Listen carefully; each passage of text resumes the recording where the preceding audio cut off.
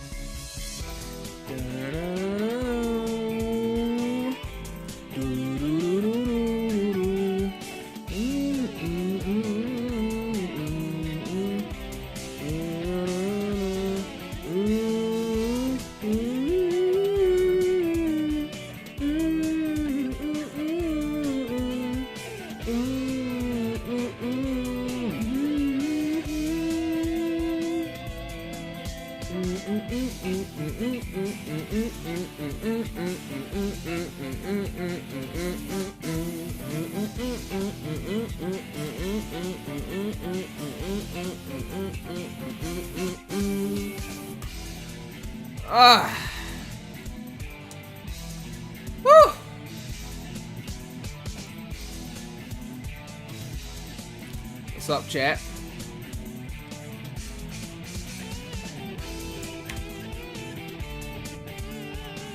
Alright, I don't have a beanie on. Hold on.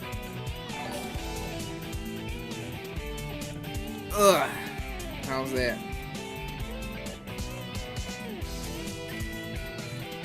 I'm actually kind of hot. I'm not gonna lie.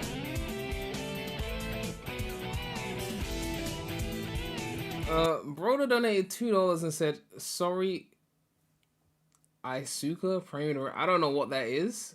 Thank you for the donation.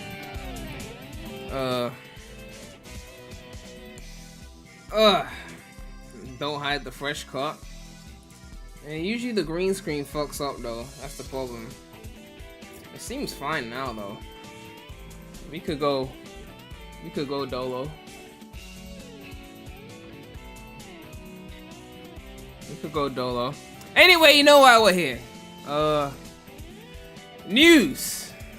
Tabs full of news, so many I can't keep up anymore, so we're here to stream. Because there's so much news. I can't keep up with this shit. You know, it's actually so much. Well, this is just Metacritic. I was just looking at the Metacritic scores for the movies. But yeah.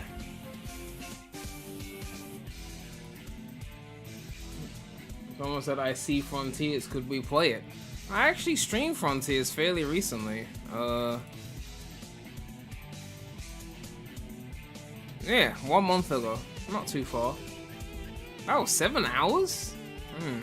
Time goes fast.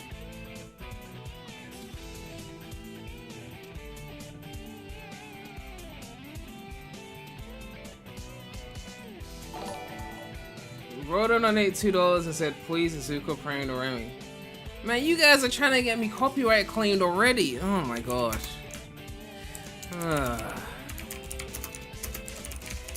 Already trying to get. You know how many claims I got on the last stream? Now, to be fair, some of that was the movie stuff, the promo. What's going on? Why are you preventing us from spending time with our families and friends? Your family is the Sonic. And your friends are the worshippers of the Sonic. Okay? Stingray donated $2 and said, "I think Ben and Roger are both good Sonic voices." Well, I mean, everyone is entitled to their opinions. I think Ben is a pretty decent Sonic voice, actually. Thank you for the donation. Brandon Williams donated $2 and said, "How about Ice Paradise from Advance 2, Acts 1 and 2? Man, 2 acts? Man. Let me see. Ice Paradise.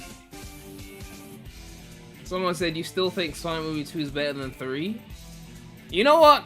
After everyone gaslit me in my comment section, I decided to rewatch Movie 2. And I feel like I still stand by what I said in my review. I said Movie 3 had the better action scenes. I said Movie 3 had the better human stuff. The human stuff was executed better. The action scenes were executed better. But Movie 2 was paced better as a movie. And I think Sonic becoming friends with Tails and Knuckles in movie 2 was executed really, really well. That's pretty much what I said before. They're both like around 7.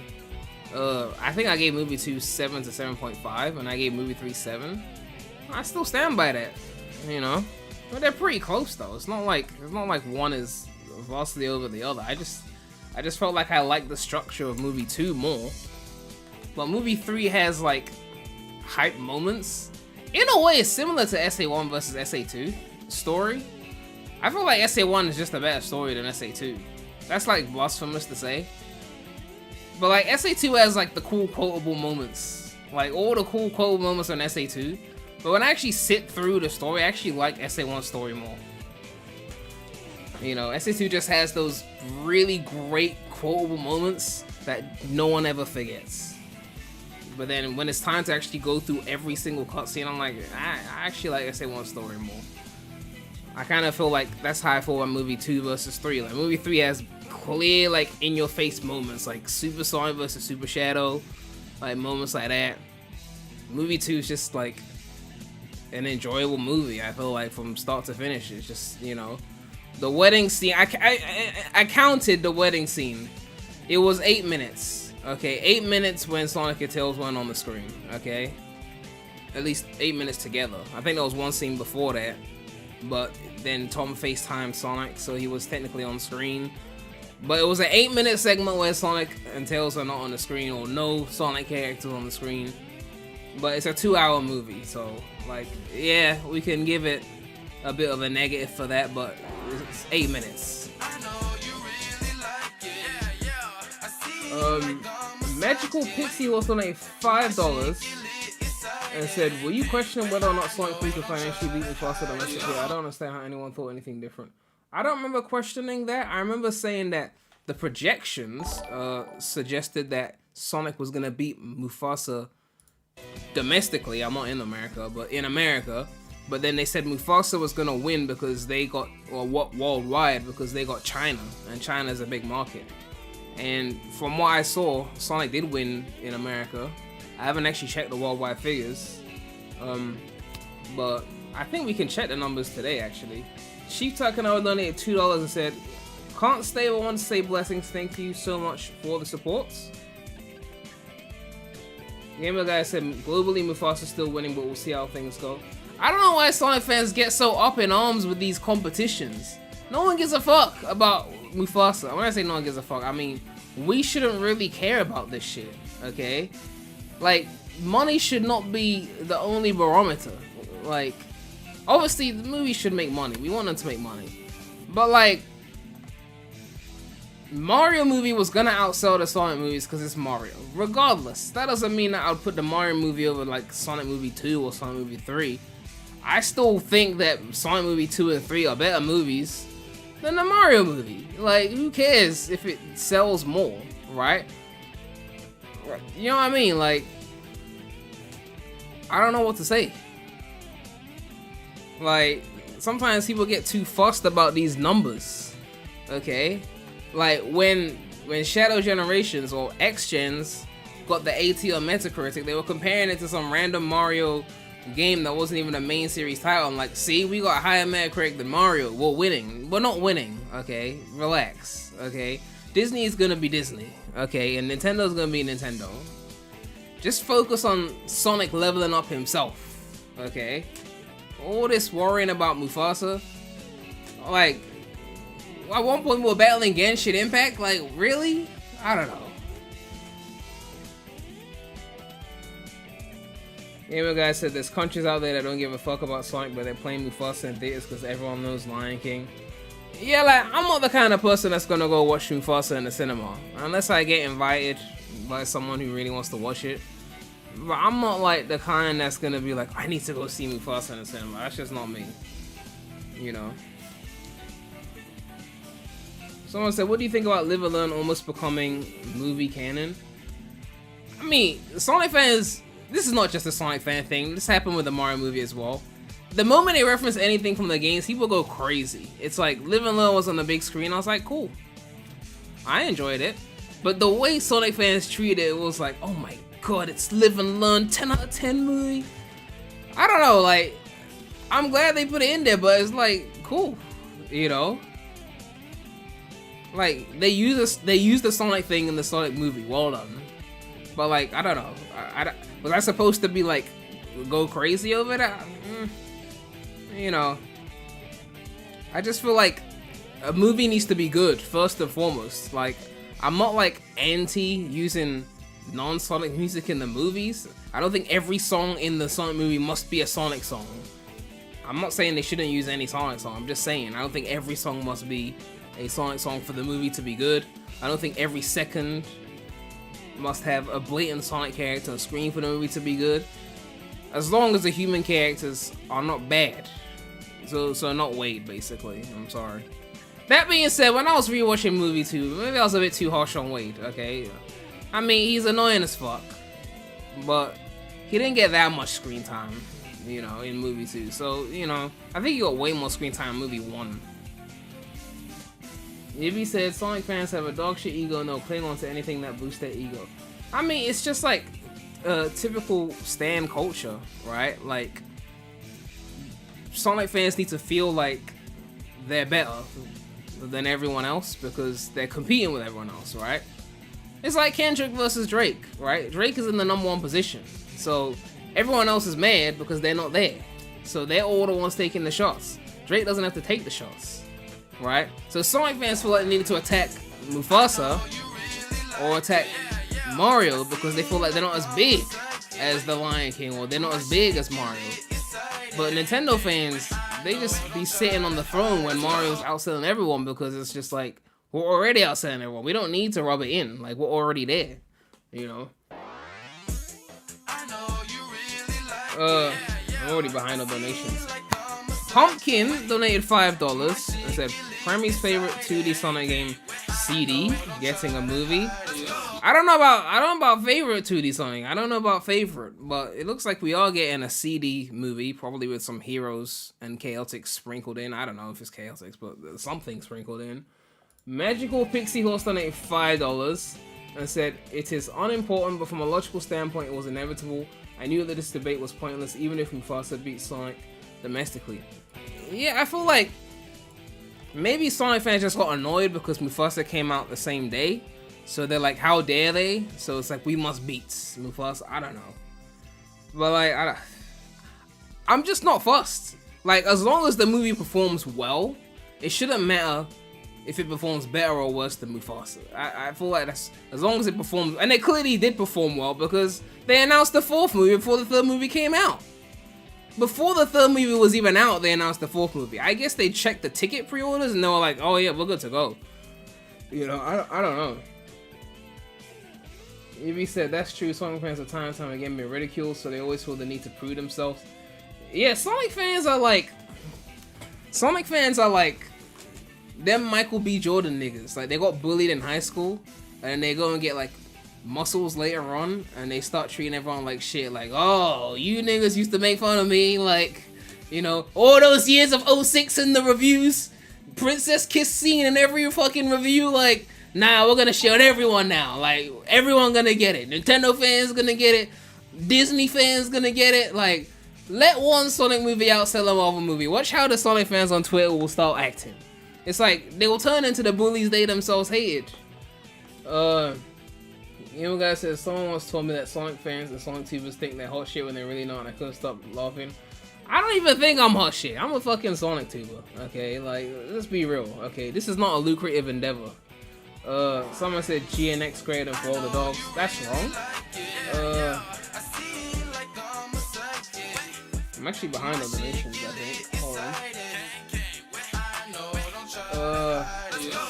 I think I missed the donation. I think I could donate $2 and said, have your twin bro play another Crab's Treasure. I have no idea what that is. But I might take a look at it. Thank you for the donation. Pumpkin donated $5 and said, one movie is a cheap, low-effort cash grab, and the other is Sonic Movie 3. Well, I don't know about cheap. Let me see. What was the budget for Mufasa? Yeah, it was a budget of 200 million without the marketing costs. That's not cheap. What was the Sonic movie budget?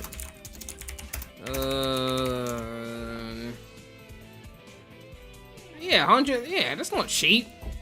See, now you're just hating. Okay, now you're just hating. Okay, and for the record, every movie is a cash grab. Every major Hollywood movie is a cash grab, unless it's like one of those indie films, something that's a lower budget thing. Any big budget Hollywood movie is a cash grab. Look, they just brought back Robert Downey Jr. and Chris Evans into the MCU. Why? Endgame was a perfect ending, but they need that money. They need that bread. They already lost majors. They're fucked. It's all money. Do you know how many Dexter spin-offs they got now? They had the sequel with 1 season. Now they've released the prequel. I'm watching that. Now they're saying they're gonna do what's it called? A prequel for the Trinity Killer. They're saying they're gonna have another sequel. What if Dexter survived? It's all money. Okay? Like, let's forget, like, listen. These Sonic movies, right? It's all money. And they're gonna keep making them as long as they keep making money. So there'll be a movie 4, a movie 5, a movie 6, as long as they keep making money. They have a certain threshold where as long as they make that amount, there'll be another movie. We'll see how far they go. Okay, I don't know how far they'll go. But yeah. I think people forget that this is all capitalism. It's as simple as that, you know? So when people say shit like, why would they do this or why would they do that? It's like, follow the money, okay? Why do you think the classics get re-released 1 million times? It's cheap to re-release them. You can sell them for cheap and they make money. Why is Heroes potentially getting a remake? Well, Heroes is one of the highest selling 3D Sonic games. It was the first multi-plat, naturally. So they see money there. It's only natural. It's just one of those things. Someone said they should re-release the first Sonic movie with the original ugly model. I don't know why they'd waste money on that, but someone said, is Dexter original scene good? Well, I've only watched the first 3 episodes and it seems fine so far. But, I mean, it's Dexter, but with younger characters. I don't know how much they can veer from what Dexter is. You know, there was already a ridiculous killing in episode 3 that I was just like, it was a bit jump the sharky. I'm just saying. Like, he's only on killing number 2 when he's doing that shit. But you know what? It's money, right? Magical Pixie also donated $2 and said, do you think Crush 40 will be done with Sonic? Well, if Sega don't pay them, then maybe. You know? I mean, Sega didn't pay Michael Jackson, so who knows when it comes to the whole Crush 40 situation.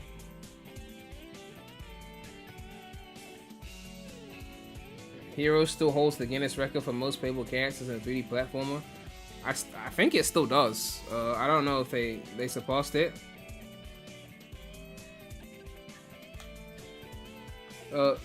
Gamer Guy said some people are speculating that Amy from the future, Amy's from the future and will replace Blaze in movie 4 and it'll be her and Silver.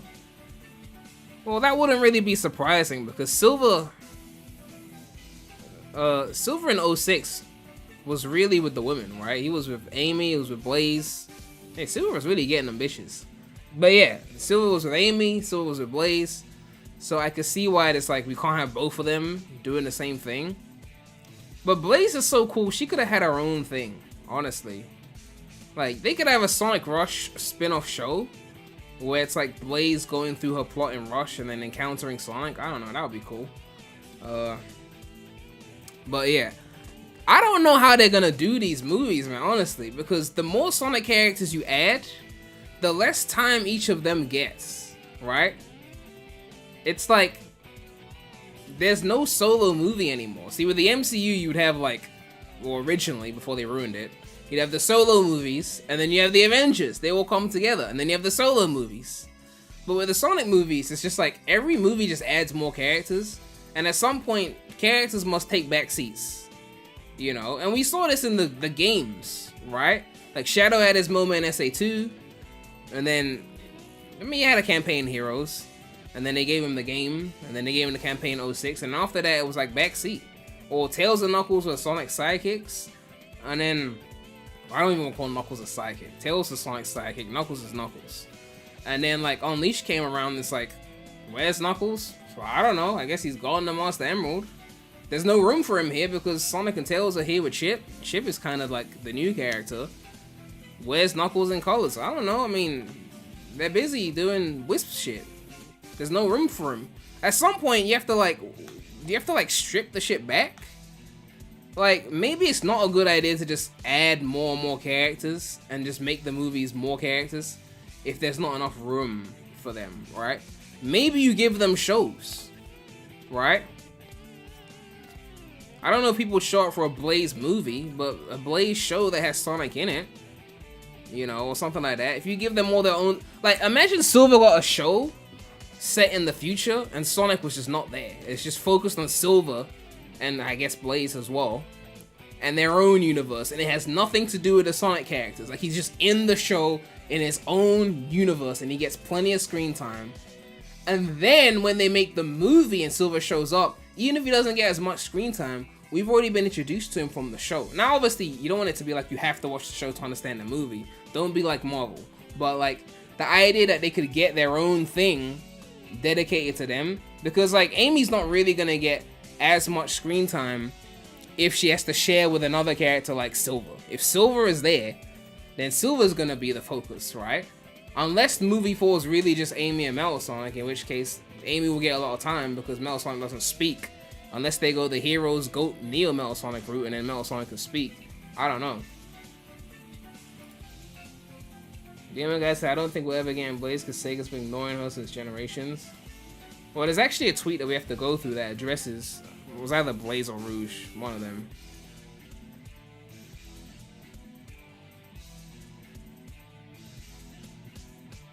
Prem's hair is finally coming back. My hair never left. I hope you don't get Silver moved before, that'll be too much. Like, here's the thing, I think this is the thing that people forget, right? We haven't even gone through the news yet. Here's the thing that people forget, right? All these characters, right?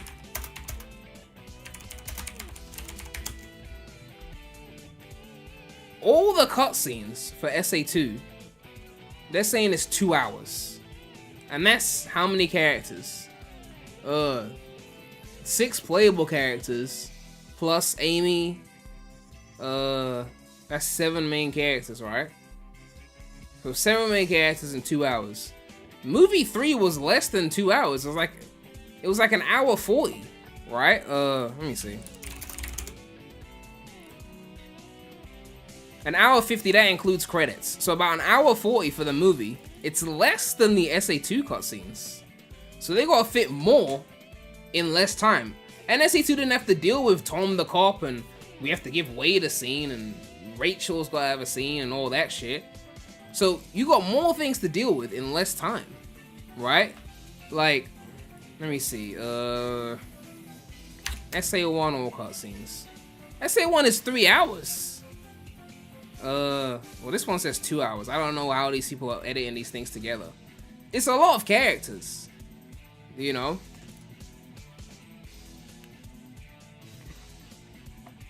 Like, Heroes has 4 teams. Now, their campaigns have very little cutscenes, let's be fair. But you can't do a Heroes movie with all 4 teams. Like, all 12 of them just there. Like, it's gonna become like Infinity War. Just shove everyone in. Like, not enough time for everyone. And then Endgame will come back and then strip it back to the core Avengers. And then you get effectively a better movie as a result. What is this Spider-Man multiplayer trailer that you sent me? What is this? Multiplayer? What? A mod?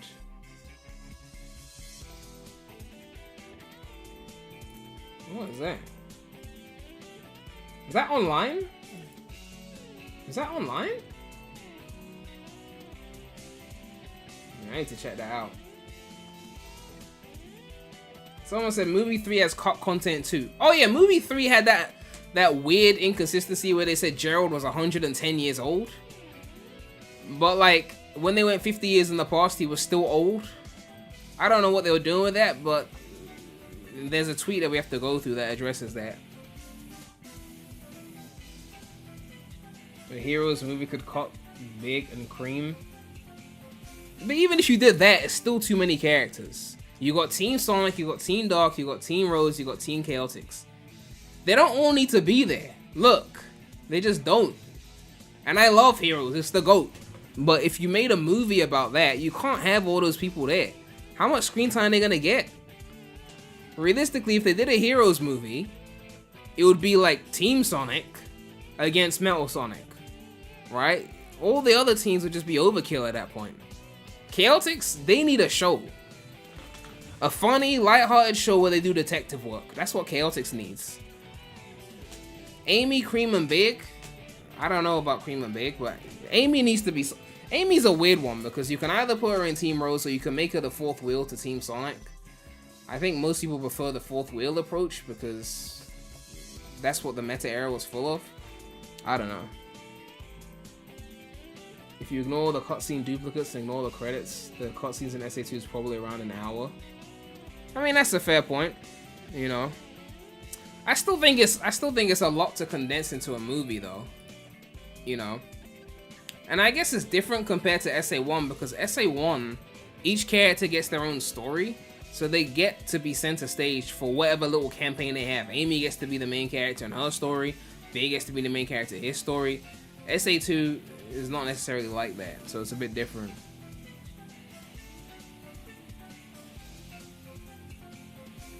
Someone said, Prem, get to the news. Alright, we shall get to the news. We shall get to the news. We've got song requests. People are requesting my songs for some reason. So, unfortunately, we have to play that. But after that, we'll get to the news. I really don't want to play my own songs, but, you know, unfortunately, we'll play this and then we'll get to the news. I'm getting tired of boom. I don't mean to... Someone said if Silver is in Sonic 4, I highly doubt they will continue the movies. Look, I always say this. Follow the money. If movie 4 does well, there will be a 5. Movies don't just stop getting made if the money is still coming. It's as simple as that. Unless they really can't find someone to make the movie. Like, I feel like, was it after The Dark Knight Rises? I think Nolan said he didn't want to do another one. So that's why it didn't happen. But they wanted to do a 4th one, I believe. Silver's the last big Sonic character left to be introduced, so they're gonna wait on showing him. Is he the last big Sonic character? Well, I'm okay, we added Metal Sonic. I guess. I feel like I'm missing someone important. I feel like I'm thinking about someone that's important. Blaze! Blaze is important. Rouge! Like, come on, Silver's not the last important character. Silver's not the last important character. I don't think that's fair. Pumpkin donated $2 and said Seascape Chaotix. I hope that's a copyright-free song because I don't know what that is. We can't do copyrighted songs because otherwise copyright will be on my ass. Alright, let's put Ice Paradise on. Ah, it's that Ultimate Flash Sonic. Alright, cool. Let's go through the news. Silver, Rouge, and Blaze. Yeah. I don't think there should even be a live action movie, to be honest. I was gonna say they should do the Unleashed movie, but that should honestly be on some Pixar shit. Like, just do it like a Pixar movie. Just make Unleashed. Sonic, Tails, Chip, keep it simple. Knuckles doesn't have to be there. I love Knuckles. It doesn't have to be there. Like, I feel like Knuckles is not a sidekick, so he can't always be there when there's a story. Like, imagine Knuckles in colors. What's Knuckles doing there with the Whisk? Like, you can't have Shadow just next to Sonic and Tails in colors. Doesn't work. Xenobase donated $2 and said, almost dead, Shadow 5. Alright. Thank you for the donation.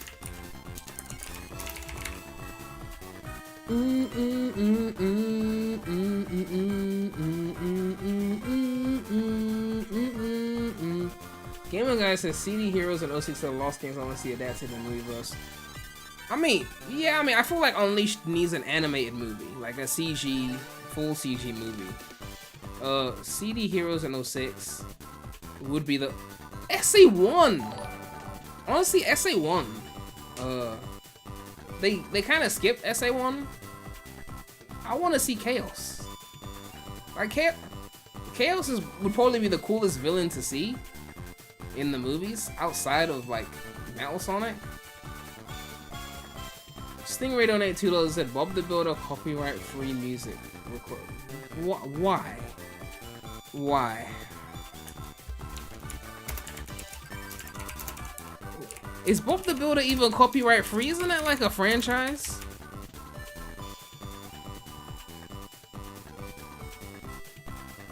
But yeah, there's no meta-era story that they should be adapting. There's none. Like Colors, no. Generations, we don't need more classic Sonic. Unless we get a rehash of the 2010s when they start sucking off classic. Lost World, no. Boom, no. Forces, no. There's no meta-era story worth doing. None. I'm sorry. There's none. At best, Deadly 6 could get a little sitcom. Magical Pixie Horse donated $2 and said, I think Sonic 4 will focus on Sonic, Amy, and Metal. Well, I mean, sure. I mean, those are the ones we already saw in the post-credit scene. But I think the question is whether there's going to be another character. Because Knuckles was not revealed in a post-credit scene. He was revealed afterwards. Someone said Forces can work with improvements. Yeah, like take out the Avatar. Take out Classic Sonic. You know, sure. Like, the idea isn't bad. You know, I wouldn't mind seeing Infinite on the big screen. I wouldn't mind. But I don't need to see OC. I don't need to see Classic Sonic. But, you know. If they do the Infinite thing, though, then I gotta see Shadow kick Infinite and call him pathetic. Like, if Keanu tells Infinite on screen, don't show your pathetic face around it, like, that might actually be worth seeing, okay? Like, that could kind of go hard. If they were gonna do one meta-era game, I would say a rework of Forces, without Classic Sonic, without Avatar. That's the only one I'd even consider. What's up, Nox333? Brandon Williams donated $2, said Mega Man X3 Blizzard Buffalo Arranged. Alright.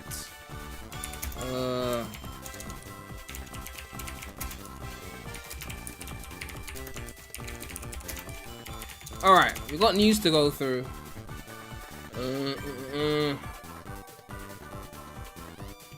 They could follow the Colors DS plot. The Colors DS plot? Man, the casuals aren't even gonna know what the fuck that shit is. Mother Wisp? Please. I barely remember the plot to that shit. Didn't we have, what's it called? Oh, it's even in the tab. You'll see it soon. You'll see it. You'll see it soon. Facts from the Forces movie take the only 2010 era story with some type of... Exactly. That's the only one. Right? Because, like, even Frontiers, how would you even do that as a movie? Sonic talks to Tails for a whole island, then talks to Knuckles for a whole island, talks to Amy for a whole island.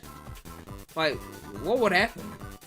I mean, I guess you could have a Titan battle, but, you know, I guess you could have Sage. It's kind of funny, the franchise is this old and there's only so many stories you can tell that are worth telling. They really fucked up with the meta era. Anyway, let's talk about the news.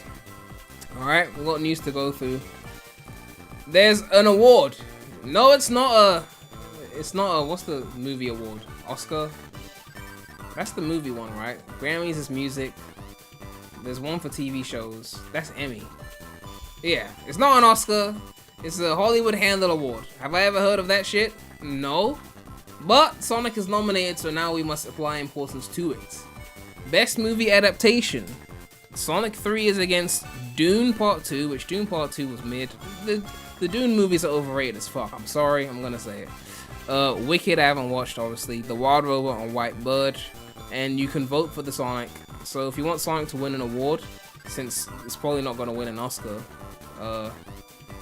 you know, I guess vote for this. You know. But yeah, I don't know when the results are. Oh, they got Best Costume Design as well. Best sci-fi movie? Okay, so it's on the best sci-fi movie. But it's not on the best anime. It was not fully animated.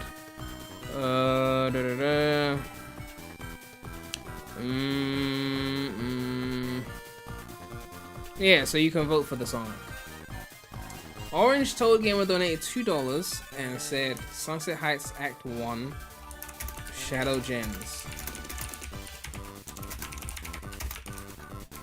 So yeah, potential award for Sonic. You can vote for that.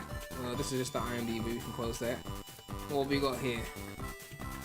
Congrats to Sonic 3 for becoming the highest rated video game movie on Rotten Tomatoes, a spot previously held by the Angry Birds movie 2. I haven't watched any of those Angry Birds movies, I'm not gonna lie, so I can't have an opinion on those. But yeah, Sonic 3 is sitting at 88% from the critics, and I believe 97% from the people. Gamer Guy said, you know what Sonic comic story will make a great movie? The Metal Virus Saga and the IDW. I don't follow the comics, so I don't give a fuck about any of that until I see it. Doodoo Nicola donated €2 and said Funk Fiction Green Hill song. I have no idea what Funk Fiction is.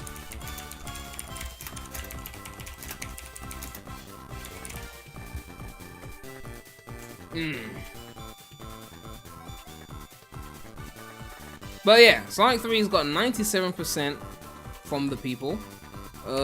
Let's compare that to the others. Movie 1 is at 93%, okay. Well, I mean, yeah. And then movie 2 is at 96%. Man, people were acting like movie 2 was shit the moment movie 3 came out, but it's only 1% difference. I mean, I guess the critics changed their opinion though. The critics like this one more. But like, 97 to 96? You guys were acting like movie 2 was horrible the moment movie 3 came out.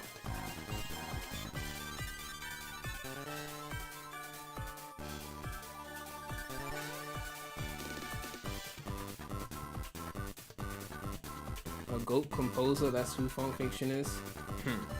Is it like one of those like fan remixes or something? Alright, this is obviously an old tweet, but this is from Sonic Rumble. It says, Sonic 3 hits theaters tomorrow. If you're watching in the US, you might just catch Sonic Rumble on the big screen. I'm guessing an advert before the movie started. So you can see like a Rumble teaser here. Can they hurry up and drop Rumble? Like, I'm waiting for the Rumble drop. I want to stream that shit. I actually got Sonic related ads when I saw the film. Let me see if I can find it. I took a picture of it on my phone. I didn't get all of it on my phone because, well, I missed part of it, but there was definitely, it was like Actimel. I don't know if Americans have Actimel, but there was a Sonic 3 Actimel ad. I'm looking at it now. Yeah, they had like a whole bundle. Yeah, this is the picture I got. Hold on.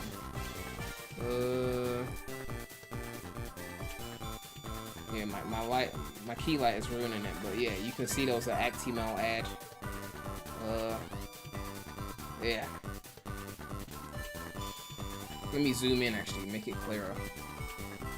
See, they had the classic Sonic plush with the controller, and then they had the X Gens on there.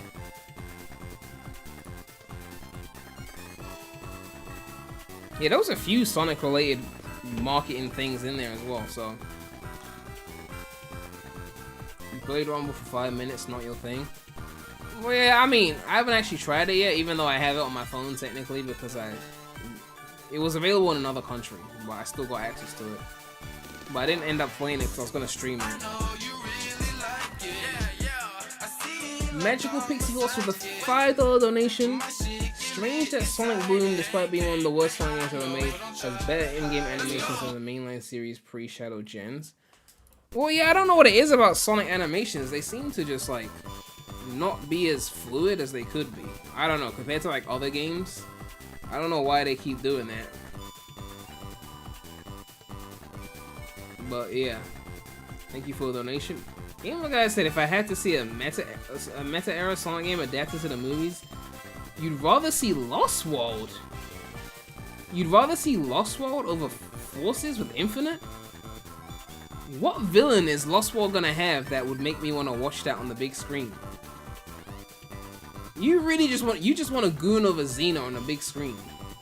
I bet you've already cast the Xena as well.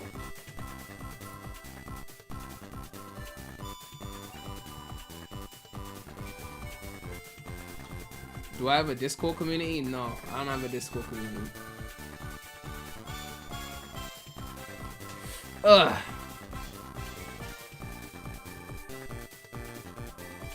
The lack of Sonic villains is really showing. Well, I mean, like, even movie 3, there was no, like, big villain at the end of movie 3. Movie 2, the big villain was Eggman with the Monster Emerald. Movie 1, it was just Eggman.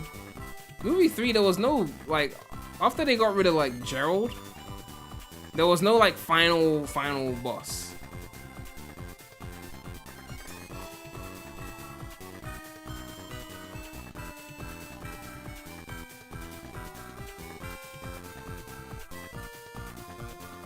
Final part was the emotional Robotnik. I'm talking about a final villain, like the ultimate villain, not just like Robotnik versus Gerald. But yeah, like we don't need the Deadly Six as a movie. We don't need that. We really don't. Adapt Rush and get Jim as Eggman negative. Why are you saying negative like that? Eggman negative. Look, if they do a Sonic Rush movie, at least that means we're guaranteed a Rush re-release. At least, right? Like, I'm not a Sonic movie stan, in the sense that, like, the movies are not the highlight of the franchise for me, it will always be the games. But if the movies bring us more games, then I'm all for more, right? Even if the movies became mid, if they were still selling and it was keeping the franchise alive and it was bringing us more games, then keep pumping them out. That's the way I see it. Paramount can't legally adapt past colors. Yeah, because literally the government would rain down on them for adapting Whistling to the big screen. Polluting the youth with cringe. That's not a crime you don't want to poison the youth like that. There's a whole generation of Sonic fans who don't even know who Yakka is. We should keep it that way. Someone said if they had to pick one game for the meta era to be a movie, it would be Mania. What story? The Hardboiled Heavies? I don't know.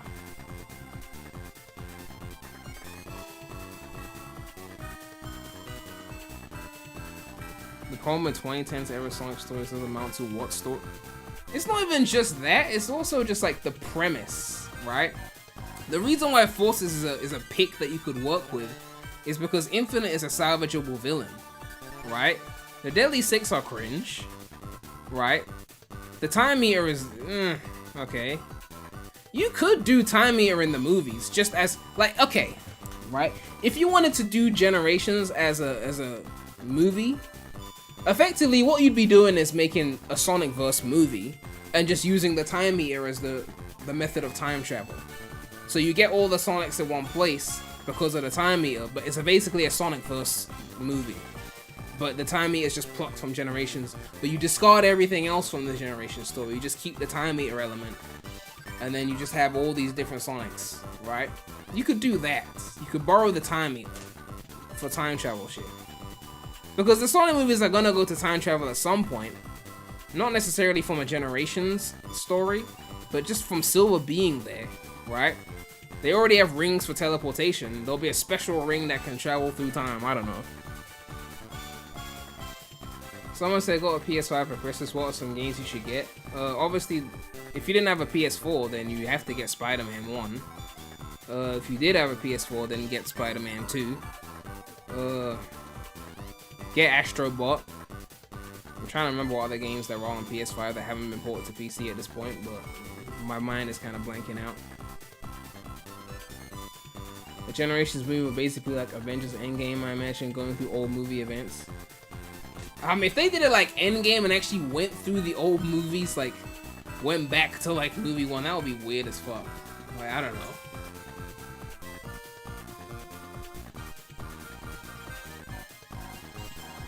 Who's gonna voice Amy in the 4th movie? I think they'll just find some white female celebrity that's got clout. I don't know. Gamer Guide has already voted highly Steinfeld. Gamer Guide with the gooning. Ugh. Someone said get Street Fighter 6 for PS4. Well, if you don't have a PC, then yeah. See, when I think of a PS5, I think of like exclusives because I have a PC. But if you don't have a PC, then pretty much any recent good game that you would have otherwise had on PC. Ariana Grande is Amy? No. No.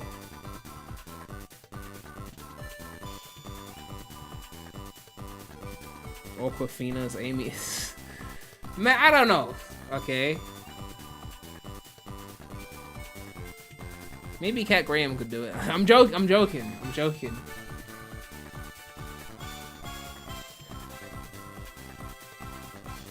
Sydney Sweeney is Amy. No, she needs to play an actual character in the movies. We need to see her. Her amazing acting talents. Who do I cast as Neo Metal? I don't know. Who voiced Neo Metal in Heroes? Was it just Ryan Drummond? Let me see.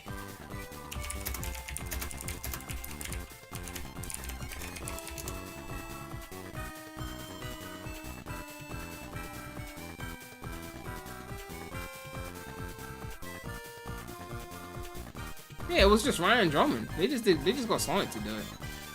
Drummond did a good job for that because like I didn't even clock as a kid that it was the same actor.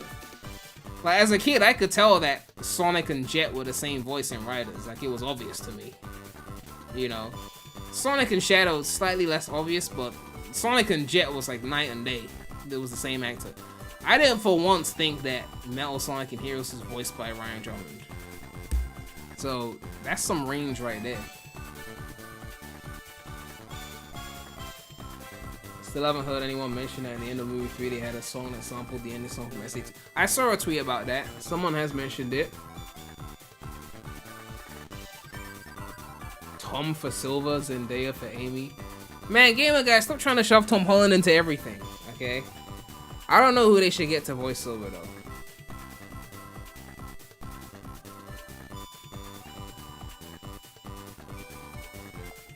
Lacey Chabert for movie Amy. Man, we need Elise. Give us the Elise plot, okay? What's your favorite video game? Oh yeah, I saw this on IGN. Sonic 3 cosplays SA2 battles. So they got Ben Schwartz, James Marsden, and Tika Sumpter. Let's quickly react to this actually. I want to see their SA2 skills. What's your favorite video game of all time? Oh my gosh. Well, obviously Sonic the Hedgehog. Where's the camera? What's your second favorite? Sonic the Hedgehog 2. Nice. Wow. Tails, obviously. And then Sonic the Hedgehog 3 with Knuckles. Today we're playing Just Sonic list the Adventure classics. 2. Alright, so we have Sonic. I assume you've done this in real life before, Ben. I have. I've actually played this game. Can I tell you, because we're on IGN? Yeah. Because we were doing this game, I got the game to play on Xbox, and I found the controls to be so difficult that I watched a playthrough. And now we're on foot. Apparently the controls are difficult. James Tika, I want you to know that like Sonic has everything under control. You don't have to worry about it. Oh, as parents. It's a parent perspective. Like, yeah, he's right on the wall, but like, Do you guys look at me as a kid then? You hate it when people say their favorite Sonic is Sonic 1. Well, it is the biggest Sonic game to this day. Okay, so like, I mean, it's like the casual response. If this is kind of what it is, like in real life, when you see me, are you like, oh my god, I gotta take care of it? Actually, when you do talk, then I do not. When you. Oh my god, come on, Sonic. Come on, Ben. Oh, You missed the ramp. The question, though. do you treat me like a You child? like a toddler. I don't treat you Look, like a I'm just saying. When they remake them adventure games, the automation that's gonna be in them bitches, I'm just saying, okay? The way they're gonna automate any slope that requires any kind of like effort to like figure out, the automation, okay? I'm just saying, it's not gonna be the same SA2 that you grew up with. It's not gonna be the same SA1 you grew up with. It's not gonna be the same heroes you grew up with. You're just gonna have to accept that shit. Oh, rail balancing is gone. That shit, if they remake SA2, rail balancing is gone. They're just not doing that, okay? They never did it again after SA2, so they're definitely not doing it today. Maybe Like, you know how many times we died trying to balance on those rails I as like a kid? that a lot. Okay. Hey, look at those guys. You guys know what these guys are? What are those guys called, Jeffrey? Oh, I know, but do they know? Do you know that? It's one something. You just died. Did they just hold? Those guys. You guys know who these guys are? Did they just run off the edge? I know, but do they know? Do you know that? It's one something. Oh, that tail save gonna come in clutch in the remake. You just died. Gamer guy, you really don't want the rail balancing to come back. You were dying on them rails, weren't you? You were dying on them rails.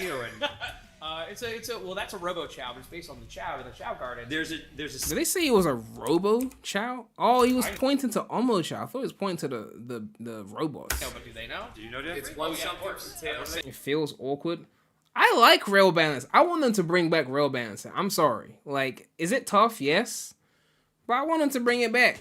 I mean, sure, like, make it a hard mode. Make regular mode not have it, and then, like, hard mode, you have to balance the rails. Because, like, when they tried to put, like, Sky Rail and all these things in, like, the cyberspace levels, without the rail balancing, the level is just a rail level that nothing really happens. The balancing is what made the levels.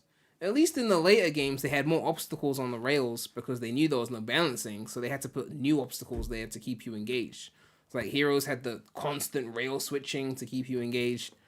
But if there's no, like, balancing, you can't just copy-paste the same level and expect it to have the same hit.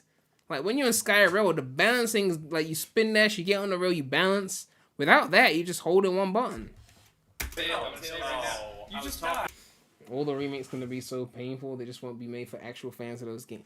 Yeah, I mean, I don't know why I keep wanting the Heroes remake to be a thing, because, like, I just know they're gonna do that shit. I think in the back of my mind, I'm just hoping that whatever things they've ruined, it's not so bad that mods can't fix.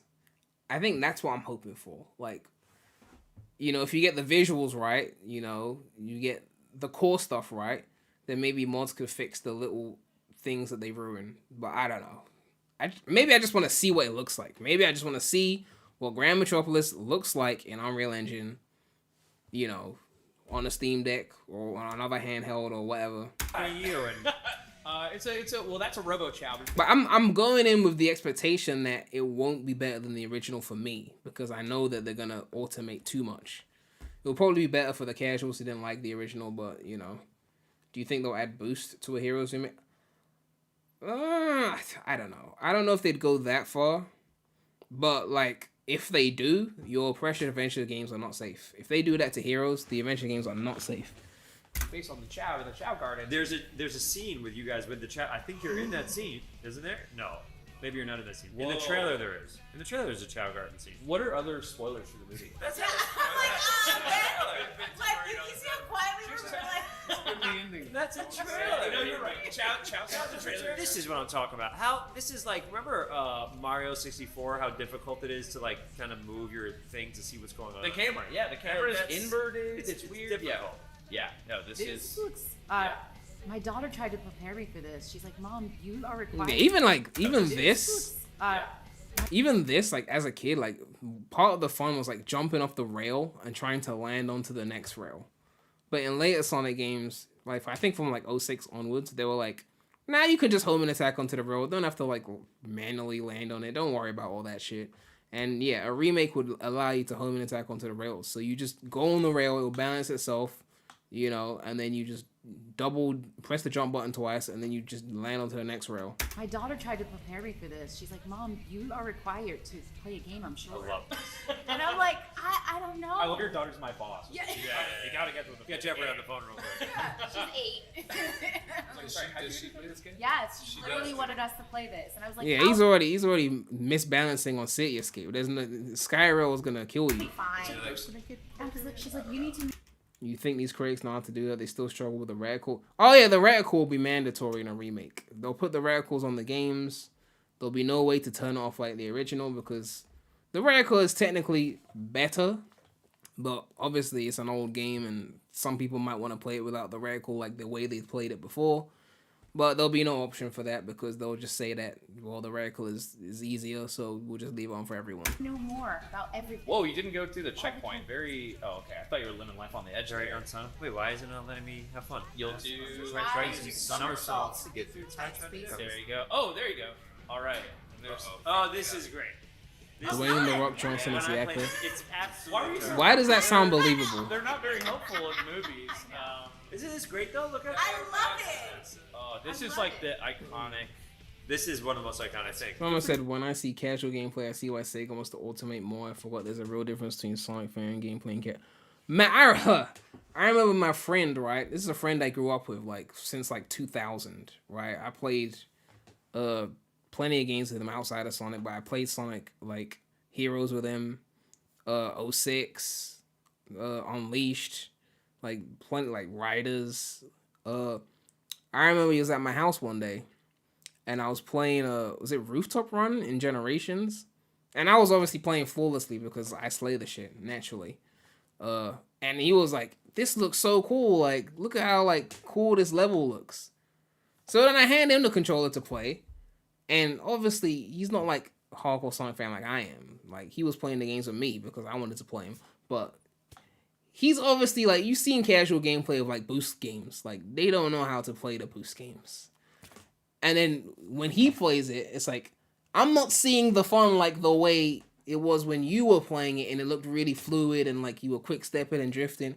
So then he lost interest. And it's like, yeah, the boost is an acquired taste. I asked him and he said he preferred 06 to Unleashed out of the games that we had played. Because we played, again, Heroes, 06, Unleashed when they were new. Like, I played them on his PS3. He preferred 06 to Unleashed because it was more like a standard platformer. It's slower. It's more like a... You compare it to something like a Jak and Daxter, which is from that era. It's more like a regular platformer. Unleashed is a boost game. Like, it's a different formula entirely. Like, 06 next to a regular platformer, because of its slowed down speed, it blends in more, right? And that's why I preferred it, you know? Can I just run around it? I just Okay. take a second, just like feel the space. Yeah. Free rap. Yeah. Fun. See what that thing's about. Oh. Yeah. What does You that know they're think gonna it sounds EDMify the music in a Sonic remake. interpreter. Oh god, man, like, hold on a sec. Let me see this shit.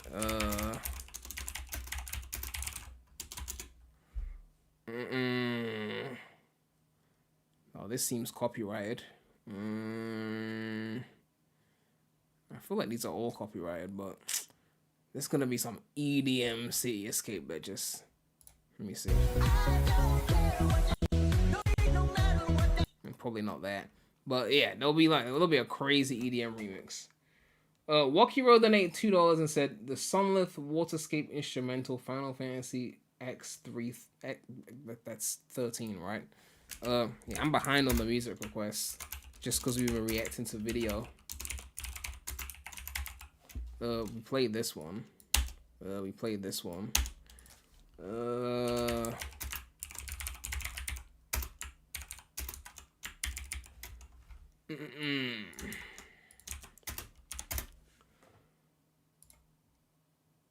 You got a new PC for Christmas. What games should you look towards buying? Was this like your first PC? Most people, when they get a new PC, they just go and log into Steam and re-download their games. But if you've never had a PC, obviously get all the Sonic games. I'd recommend getting like some classic Assassin's Creed, like AC2, Brotherhood, Revelations. You know, maybe some Prince of Persia, The Forgotten Sands, eh? I'm an old head though, so, you know. Speaking of EDM remixes, they remixed Classic City Escape with the X-Gen's OST release, and the EDM is somehow bumped up even more. They remixed the already dancified remix again? Dancer. Oh, your Sonic shoes on? Yeah. Oh yeah. Of course. That Well, I'm definitely. moving that. What do I? Question. Why did Sega not capitalize on the Chow Garden thing? Like, why didn't they make an app for that and just, like, rinse, like, microtransactions out of casuals? Like, did they just not like the money? I mean, I guess they were making tons of money off of Sonic Dash, so maybe they didn't care, but I'm just surprised they just never did it. Like, there was a market for it, clearly. Do with that? Maybe somersault into it? I have no Yeah. idea. So yeah, maybe go next to it and press It's the an B Easter button. egg, so you can break it. And I'm not even a Chow, like, Yeah, garden you're stand. right. I'm That just is saying, a like, literal Easter egg. Okay, wait. We don't have any more. they didn't even Okay, when you attempt. get there, you Other hit one. this button. This one? Yeah, and then you should be able to pick it up. Oh! They've almost picked up the Chow, like, we're getting there. Go ahead and select the blue Is one Amy for me. in? Oh, Yeah. oh. Yeah, Amy is in there. And now, Look, I'm gonna say something that's gonna sound blasphemous to all the SA2 fans. I've never played SA2 Battles multiplayer in my life. I grew up on the Dreamcast version, so when I was playing SA2 as a kid, we played the regular SA2 multiplayer. I've seen footage of it. It looks fun, but I've never played it. Because by the time I got Battle, well, I was hanging around. I was older. I wasn't really playing multiplayer Sonic with people anymore. Like, that was a thing I did when I was a kid. You know, around the time when SA2 and 06 and Heroes were new. So, yeah, I've never played the Battle multiplayer ever. I've never played it. You're player 1, Tika. James, you're player 2. So go ahead and choose one of these 4 characters. No pressure, of course. Amy. Oh, there you go. You don't must be in the And then when same you boat, but scroll through emulation. Oh my god. Yeah, by the time we got to that era of like emulation and all that, I wasn't really playing no local multiplayer Sonic with anyone. We were kind of past that era. Like, I don't ask people nowadays like, you wanna play some Heroes multiplayer with me? Like, I don't do that. When was the last time I played Heroes multiplayer with someone? It must have been like 07, maybe 08? Probably. And then the meta era, they just stopped doing multiplayer. So, like, you know, I think Colors had Well, Colors was mid. Generations had no multiplayer. Lost World, that was mid as well. Like, when I was in uni, I had a Wii U. But I wasn't going to ask anyone to play Lost World multiplayer with me. I had people playing Mario Kart in my room. Like, I had flatmates playing Mario Kart 8, you know. And they never want to play 200cc because, obviously, they're casual. So, that shit's too hard for them. So, we always got to drop down to 150. Otherwise, it's just unfair for them. But, you know. Union Shallow. I can't stand you guys right now. no, this is great. It's You're doing great, Tika. This is good. Oh, don't try it. Hit the ramp. You hit the ramp. This is very good. You are.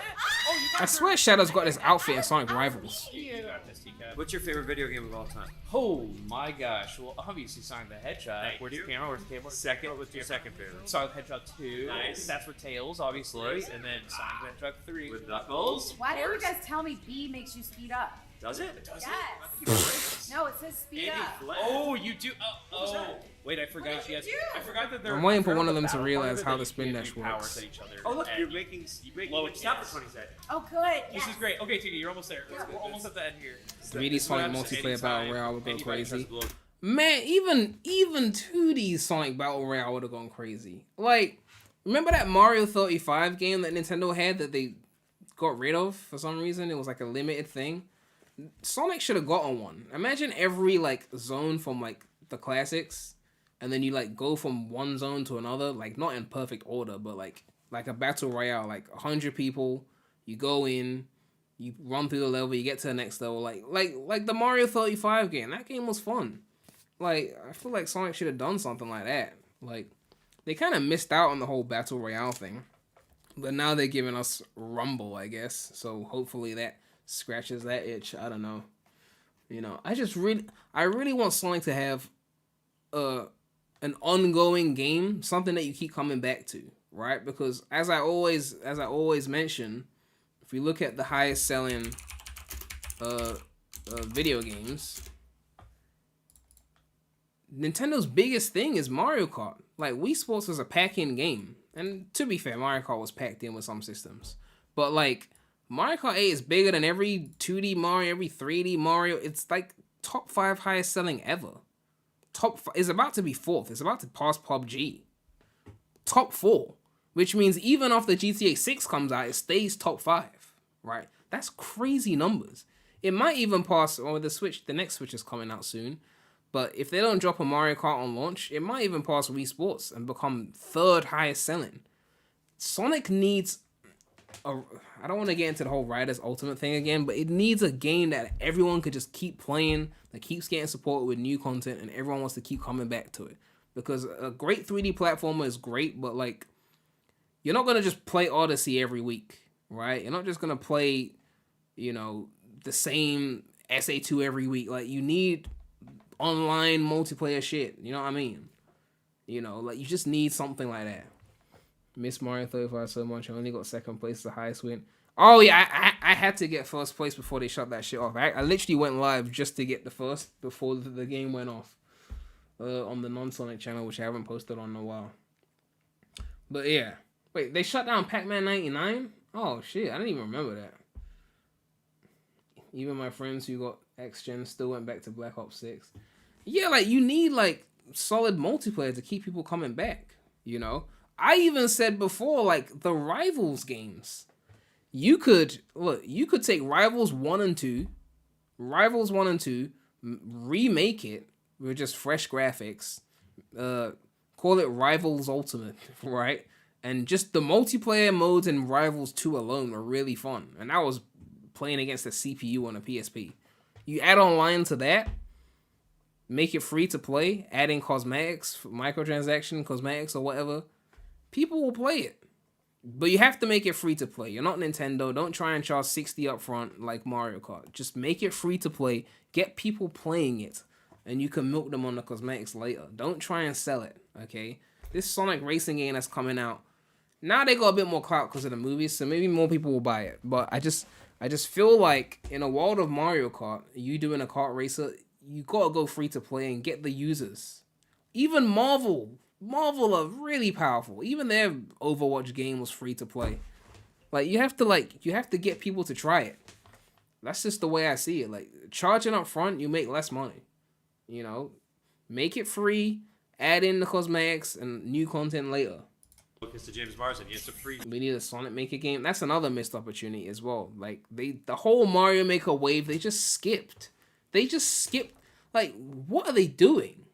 I feel like if the movies were around in like 2015, I feel like they would have made a Mario Maker game by now, a Sonic Maker. But I just feel like all the good ideas they had, it's like, well, we don't have the budget for that because we ruined the reputation of the franchise, so I guess we'll just make Forces. I don't know. Like, the amount of ideas they slept on. Skate LPC Games donated $2 and said, where does 2024 place in the Sonic year tier list? I don't even. Let me see. Well, let me see my list. Actually, I forgot on my list. I guess spoiler alert for those who haven't watched this video. I'm gonna reveal the whole list right now. So, Year of Sonic. We're gonna just take a quick look at where I put everything. Okay. And this is my personal list. Obviously, it's not like an objective list before you go, why is 06 at number 1? Okay, leave me alone. Okay.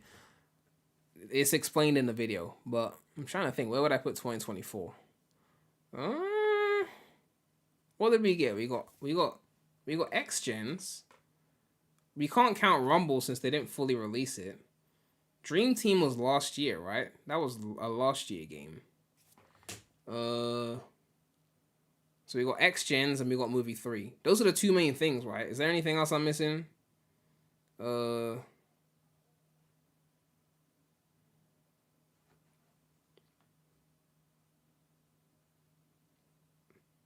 Yeah, it was X-Gens and Movie 3.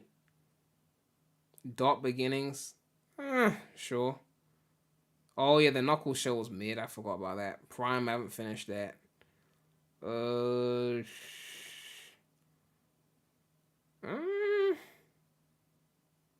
Maybe it's an A. Maybe it's an A. I don't think I'll give it S. Usually an S year has to have something spectacular, right? Every S year has got something spectacular. Like 06 had Riders, and what had 06 as well. But the reason why I put 06 in S is actually because of a lot of things that happened right before 06. Like, Rush came out November 05. So, like, it was kind of played throughout 06.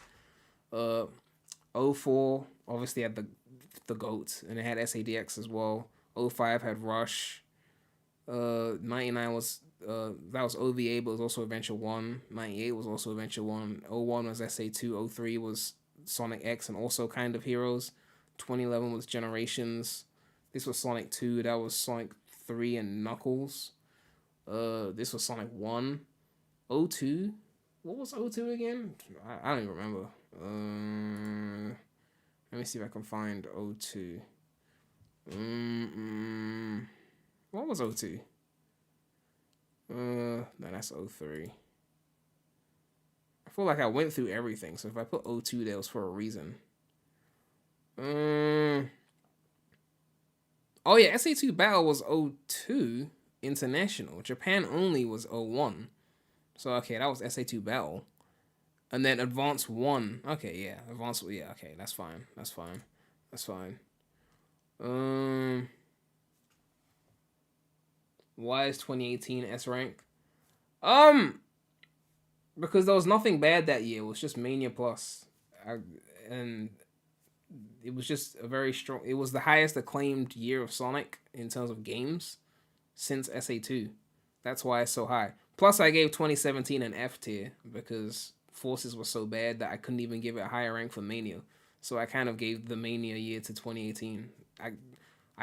2017 was... Like, I don't want to restate what's in the video, but 2017 was bad because Mania was great, and then Forces was so bad that it gave all the classic fans that, see, I told you that the franchise should have stayed classic. Look what happened when you made Forces. It was bad, and Mania was good, and I just hated that, you know. So that's why that year is so low. But yeah, it was like the biggest come down ever. It was like here's Mania, here's this thing that shows up when people put love and passion and care into something, and then we enjoy that for like 2 months, and then Forces, and it's like, all right, snap back to reality. Oh, Sonic Team are still incompetent, you know. So I don't want to restate what's in the video. You can watch the video if you want to see the ranking. I might actually turn this thing into shorts or something, if YouTube decides to update their shit. But yeah, it was just yeah. I mean, and for the record, okay. People think all I do is glaze the 2000s. Not every year from the 2000s was in S tier, for the record, okay? 09 was in C tier. The year 2000 was in D tier.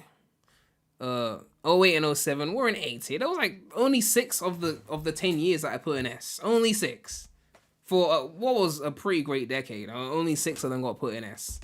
And the 90s had how many years in S? 1, 2, 3, 4, 5, 6 as well. So again, with the whole he only glazes the 2000s, there was 6 90s years in there as well. Even the 2010s snuck in, given the amount of mid in that decade, it still got 2 years in S. 2 whole years. So like, yeah, I mean, you know, can we make our own lists? I mean, I don't control what you do in your own time. You can do whatever you want. The template is on the website. I'd say the early 2010s were solid still. I don't know. Look. Colors. I can't do the colors thing. Like colors for me was just like. But I don't want to restate what's in the video. It's a 1 hour long video. I went into like a lot of detail. So, but yeah, 2010. No, you know. Thankfully, Roger was killing it with AC Brotherhood back then, so at least we had something good. Yeah, like 2010 had Colors and Free Riders, and then Sonic 4, right? And I didn't even hate Sonic 4, but... Yo, no money, Yuki with the 100 AED. I don't know what that is, but thank you so much for the support. Yo, Prime, did you hear about the interview of the new Sega COO and how dire the situation used to be with the overall company around Forces? He went into detail about internal workings changes, and it was crazy. I don't think I've seen that interview. If someone links it, like maybe a mod has to link it. If someone links it, we can check it out, because I mean, we knew they were floundering off the Forces, but to see them talk about it, that would be pretty interesting, you know. But yeah, I didn't even hate Sonic 4 when I think I first played those games in 2012. Back then, I hadn't beaten the classic games. I'd played them.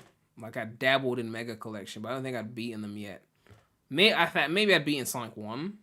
But when I played Sonic 4, I wasn't obsessively comparing it to the classics. I was just like, oh, new Sonic game, cool. I'll download that. And I played it, and I was like, yeah, it was fun. You know? Obviously, if you compare it to the classics, it's not going to hold up. Unless you compare it to CD, then it holds up high. But, you know. I remember IGN saying Sonic's back when Sonic 4 came out. Yeah, I feel like the nostalgia really just sold them on that. But it didn't have the core mechanics of what we wanted, right? it's kind of like when they use like adventure nostalgia as bait, but then they don't give us the adventure gameplay that we really want. You know, if they remake Adventure 1 and add in all sorts of automation and things like that, it will still have the Adventure 1 stuff, like Chaos will be there and the characters will be there. But if they just redub everything with the new cast and automate everything and give Amy a bunch of tarot cards or whatever the fuck, like, it's not the same game now, you know? So it's like, at what point do you not understand the target audience of what you're remaking the game for? Like, obviously with a remake, you want to attract the new audience as well. But you have to factor in the original audience, you know? But yeah. Okay. Great. Go. You're doing great. Another kiss. Yeah, another kiss. Oh, Tiki, you got. Oh, when I blow kisses, it stops. Who's messing with the game over there? Man, they just keep freezing them. Come on, Lance, This is come great. on. This is great. You guys got it. Let's see if they can figure out how to spin dash. Tearing up. So proud. Jump on that. Oh, little- he's figured it out. Actually, you can go to the right Almost. there. Yeah, just keep Almost. going. And Almost. then, boom. Oh no, the game is like, we gotta hurry this up. Freeze him. Freeze him. Keep going. You're doing amazing. Jump on that. Yeah, jump. Go back to yeah. Oh, That James. first thing. James, I hate you. I know. Jump Oh on yeah. that, In an SA2 remake, you'll be able to home and attack onto the pulleys. I think they added that in later Sonic games, but yeah, an SA2 remake they'll make you home and attack those. They won't make you just land on them manually. Go back to yeah. Oh, That James. first thing. James, I hate you. I know, James. That's You, okay. What's this thing she keeps Not jumping, go forward. yeah, now I got you it. take Looking at yeah. Yeah, you take that. So it's kind of a battle that's also co-op in a way. Yeah, in a way, for all of us. Yeah. You and I are I like like this resistance stuff. Yeah, take close. You can- Yes, T. And then goes Did straight. I win? I forgot that. And then you get to run again. We're all winners. No, we're not. This is okay. Here we go. Oh, so okay, so We're Wait, both. We're not. this did is someone okay. hit a goal ring? How did it end? Here we go. Oh, so okay, so Oh, the timer ran out, so they just gave it to whoever was ahead. we're all winners. No, we're not. This is okay. Here we go. Oh, so okay, so Ian Flynn gonna make that change for heroes. There's no way out of getting this bot whooping. Whose line was that? I don't even remember whose line that was. We're both winners. yeah, I need to you're touch there, up on there. some heroes It doesn't recently. matter. It looks like she's crying. She actually just rubs her eyes. Like I can satisfaction. I like that you see the automation potential. I don't see it as potential. I just know that they're gonna do it. Potential makes it sound like it's a good thing. Okay.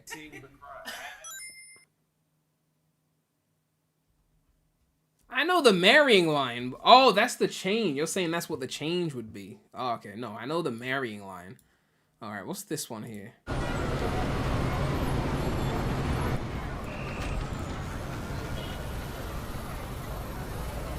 Oh, that is sick.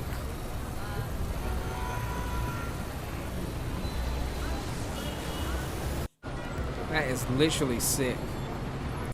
The marketing, man. The marketing is crazy. What's this one? Sonic Movie 3 breaks the Guinness World Record for largest shadow projection at the American Dream in, I'm guessing, New Jersey. This is an actual, like, projection. It actually, yeah, Movie 3 got a Guinness World Record. Darkstar donated $2 and said Central City Sonic. Oh, I thought you were gonna say Sonic Chronicles. Oh yeah, we should really get the music going again. But I think there's a video we have to play. That's why I haven't put it on yet. But yeah, they actually got a world record. This is crazy. They're breaking records. Let me see. Tonight, Paramount Pictures and Sonic the Hedgehog 3 are attempting to break the Guinness World Records title for largest shadow projection.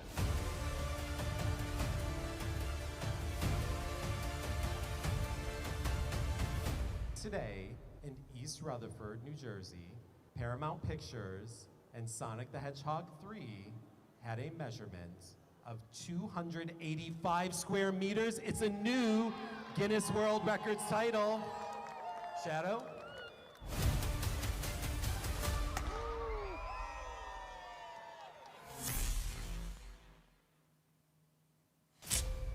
I feel like when I see these things, right, when I see like how much marketing Sonic is getting, I feel like I want to just go back in time to like, I don't know, like a poor period of Sonic, like 2014, like right after Boom came out. And just go to someone who was like pissing me off, like an average hater Sonic fan, and then just show them a video footage of what we're living like in 2024 and be like, You gotta wait 10 years to see this and just disappear. And then they have to sit through like Boom, and then like Forces, and then all that shit, and knowing that you gotta wait 10 years for that, just like punish them a little bit, you know what I mean? Like, I don't know.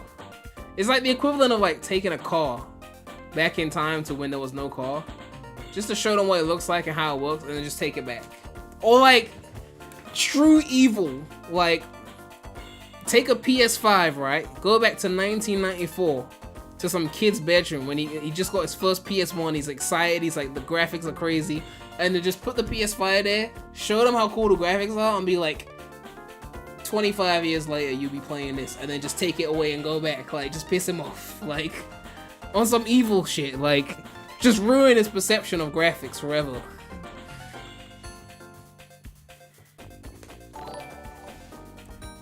Eddie R donated $2 and said, Sonic Unleashed Cool Edge Night. Great song choice. Great song choice.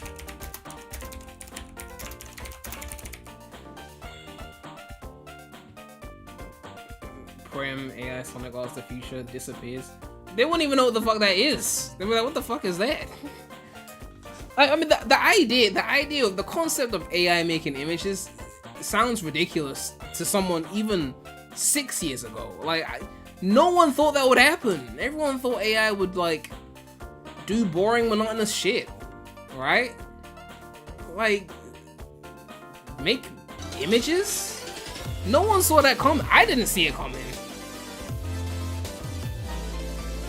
Floating Kites, thank you for the membership 16 months in a row.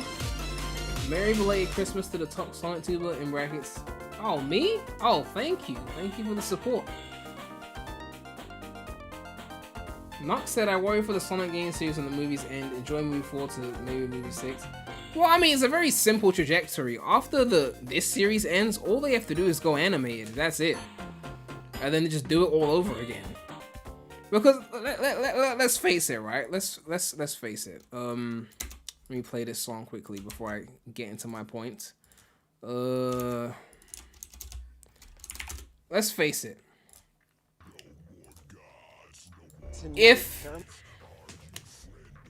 If movie 4 comes out 2027, let's say they do 6 movies. Let's say movie 4 is the CD Heroes movie. Movie 5 is 06. Movie 6, let's just say it's SA1. Let's say they end of movie 6. Movie 4 comes 2027. Movie 5 comes 2029. Movie 6 comes at the end of 2031. So now they're gonna make an animated movie and they reboot it, say 2033. That's 13 years after the first movie. It's a whole new generation now. They haven't even seen the old movies. Now they just go animate, they just start again. You know? Plus, if the games aren't flopping throughout the 2020s, they might actually have some games to adapt from while still skipping the meta era. There might be some great story in one of the 2020s games that they could use. I don't know.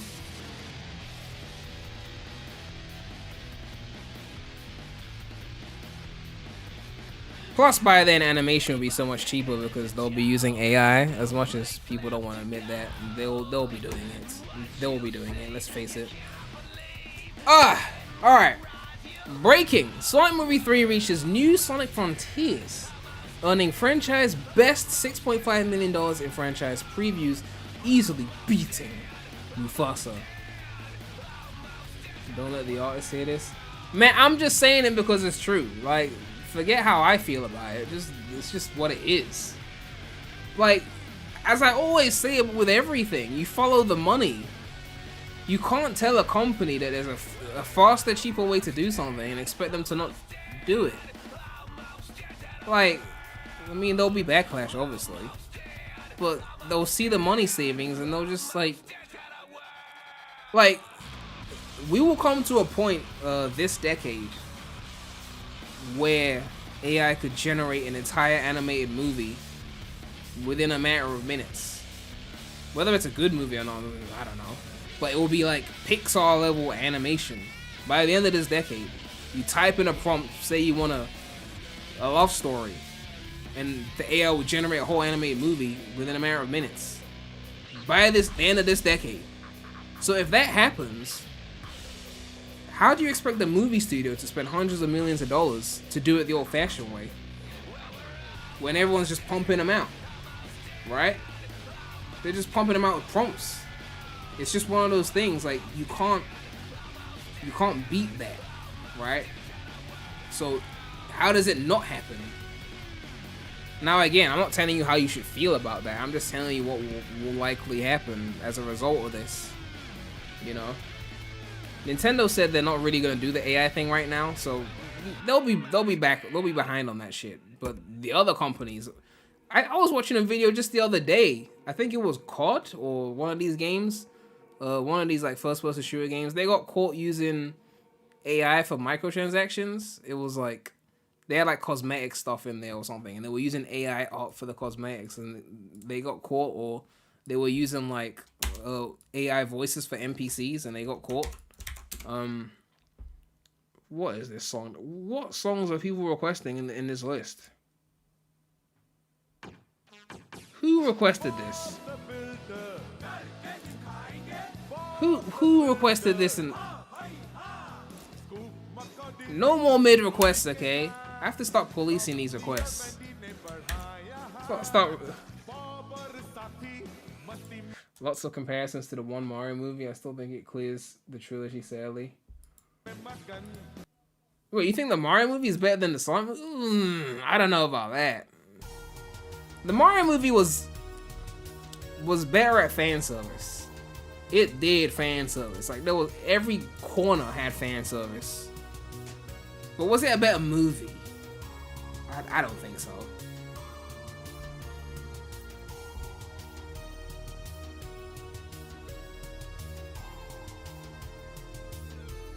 Gamer Guy, Mario Movie 1 was not better than Sonic Movie 2. Chill the fuck out, okay? Chill out, okay? Go and rewatch Movie 2. That's not true.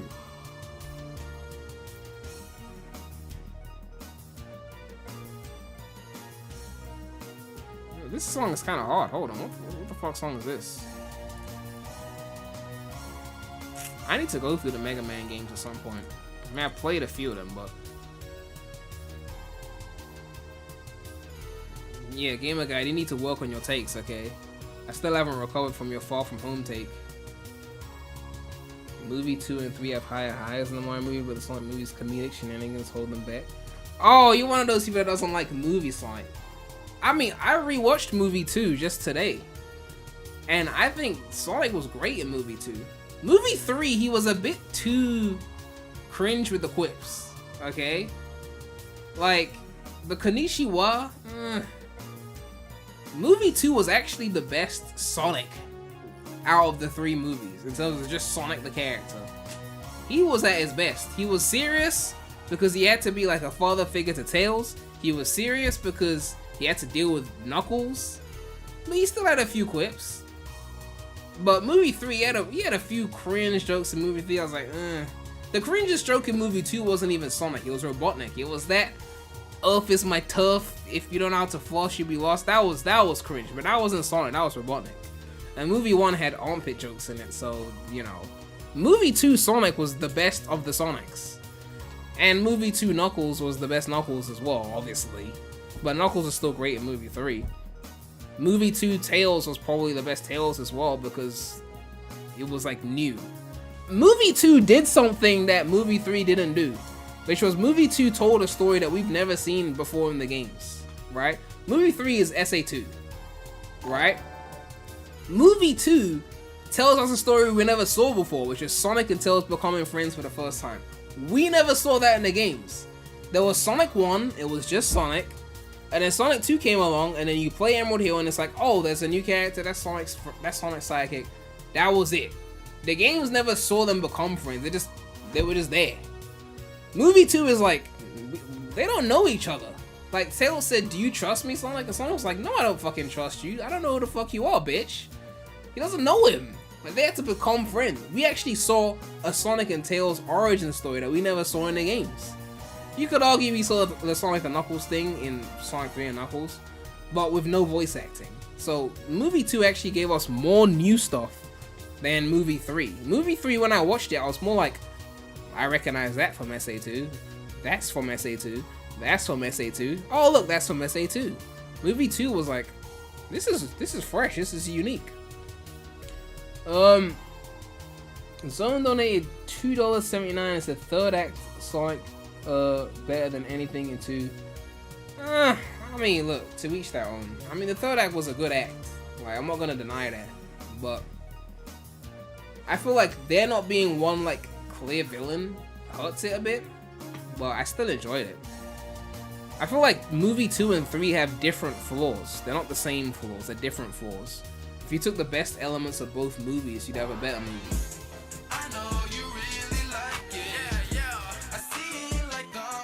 Hornet donated $5 and said, have you heard the new bonus version of City Escape and Radical Highway released from the Shadow Genesis OST official release? I don't think you like them, but I figured I'd ask. Someone mentioned there were new remixes before, but I haven't checked it because they just mentioned it earlier in this stream. But, you know, I might check it at some point. Maybe an X-Gen's soundtrack tier list stream at some point if people really want to see that. I don't know. Sonic Origins explains Sonic and Tails Origins. I'm not talking about classic shit with no talking, okay? I mean actual story, gamer guy. You know this thing that happened after 1994? Where they'd speak with words? You know?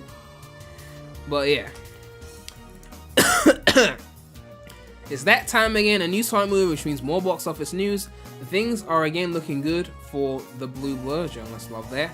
$6.5 million in Thursday previews, not only notching a franchise record, but also easily beating its only real competition.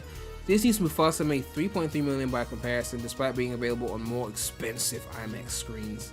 For comparison, Sonic 2 earned $6.25 million, while Sonic 1 got $3 million. So Sonic 3 slightly edged out Sonic 2 in terms of the opening. Again, I think this is just US. With strong previews comes high expectations for Sonic 3's opening weekend. It's expected to top the US box office with $60 to $70 million, putting it roughly in line with its predecessors, which made $58 million and $72 million respectively. This is actually a pretty favorable comparison. Christmas openings tend to work differently from the rest of the year, with a lot of opening week box office instead earned on Christmas Day itself. People really go to the movies on Christmas Day? As usual, we'll keep you updated on how Sonic 3 is shaping up, so stay tuned. Brandon Williams donated $2 and said Walrus Co. Diddy Kong Racing. Alright. Diddy Kong Racing underrated as fuck, if I do say so myself. I guess we should move to the next song. It's been a while.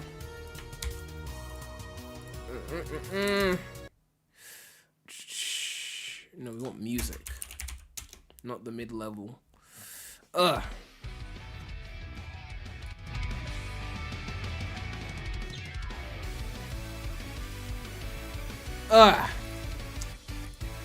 Oh yeah, they said the Shadow Lost Latinas thing was a reference to the meme.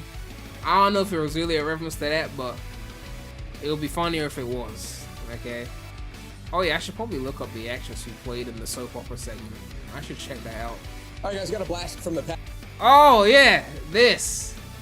Oh, our favorite voice actor Roger delivers some lines. I think we should all watch and enjoy. Alright guys, got a blast from the past here. I'm reliving what is hopefully fond memories for everyone? Maybe not for me, I don't know. You've got to be kidding me, guys. This is like taking candy from a baby, which is fine by me. You gotta be kidding me, guys. This is like taking candy from a baby, which is fine by me. Faker, I think you're the fake hedgehog around here. You're comparing yourself to me? Huh, you're not even good enough to be I'll make you eat those. Faker, I think you're the fake hedgehog around here. Wait a minute, that's like me calling myself. Go with the flow. You're the fake hedgehog around here. You're comparing yourself to me? Ha! You're not even good enough to be my fake. Faker. Faker. Your shoddy craftsmanship brings shame on all hedgehog kind. Your shoddy craftsmanship brings shame on all hedgehog kind. Shadow's a weirdo. Shadow's just an odd hedgehog. But he's so cool. Are you guys ready for the Adventure remakes? I'm ready. I'm personally ready. Like, I'm looking forward to it. Like, alright guys, got a blast from the past. I'm so ready. How could you not be ready after seeing that? I mean, how could you not be? Like, we must be excited for that. Alright, someone said minor spoilers for Sonic 3. So, in case you don't want spoilers, you should probably click off.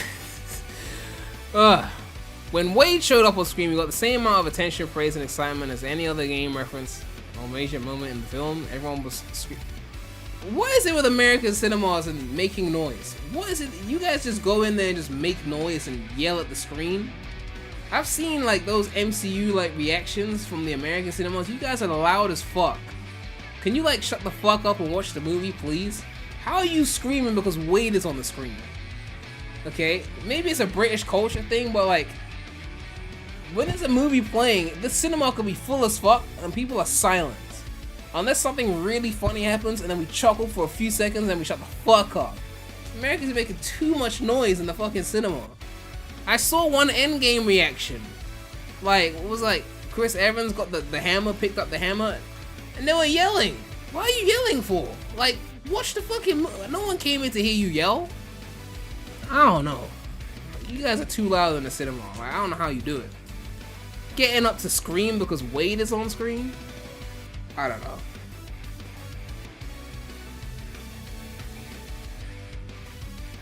Even on the train in the UK, you see it. Like, the train will be silent as fuck. It'll be like 6 in the morning on the train, and it's silent. And there'll be like 2 Americans having a conversation. Like, you clearly didn't get the memo that we shut the fuck up over here. Like, we don't speak. Like, but cultural difference, right? Unleashed donated $1.25. It said Rayman Origins, Jungle World, Funky Suspense, V2.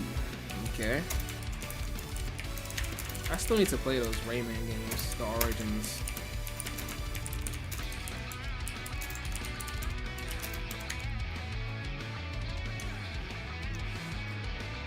That being said though, because the Sonic movie is a kids movie, there were annoying kids making noise. We still have to deal with that. Oh yeah, Nintendo randomly said if you're craving some high-speed adventures, take one of these action-packed titles out for a spin dash featuring the one and only the Sonic the Hedgehog. Play now on Switch.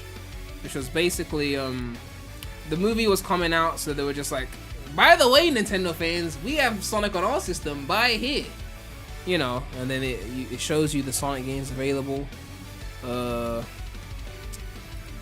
But yeah, it's just Nintendo promoting Sonic because Sonic is the hot thing now. Why is Michael Jackson trending? I'll have to check that out later.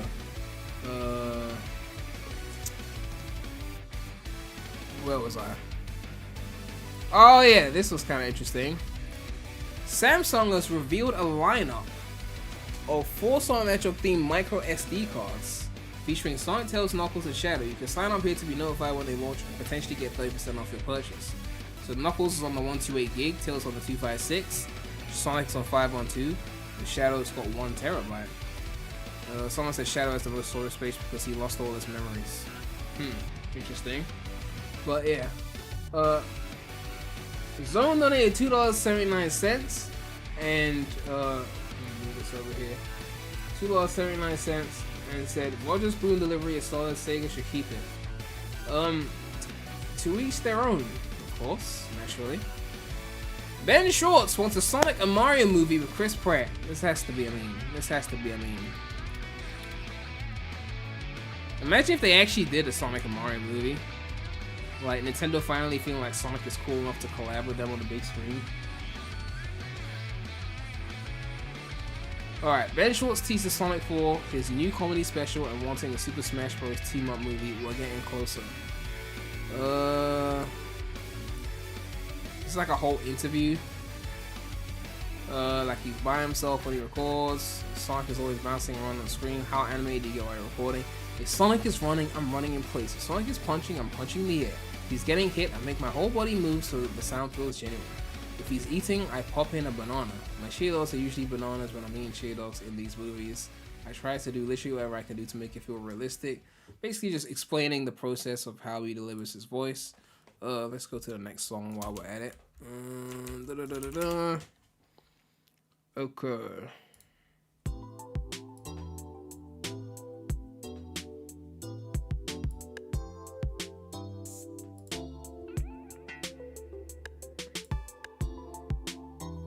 Whoever recommended this is a good choice. Someone said Michael Jackson is the GOAT, especially with the song Don't Matter to Me. Usually when people praise MJ, they don't go for the Drake song first, but That's an interesting pick. I mean, I love that song. I'm just saying. Smash Bros. Movie could be garbage and it'll make money. They should just have the characters. I mean, I've noticed since the Mario movie came out, like, a lot of you guys don't actually care about a good movie. You care about good references. As long as you get the references and the fan service and as many characters as possible, then the movie is good to you. If that's the case, just shove as many as possible. Just make a Smash movie. Just put everyone in there, and it will print money. Like, I don't know.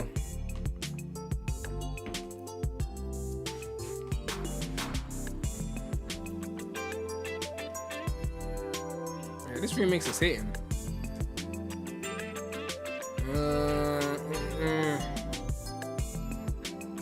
I'm trying to get to the interesting shit. Ben Short said he didn't even get to meet Keanu until the premiere. He didn't meet Idris until yesterday. He did 2 movies and a TV show with him and still haven't met him. That's crazy. But yeah.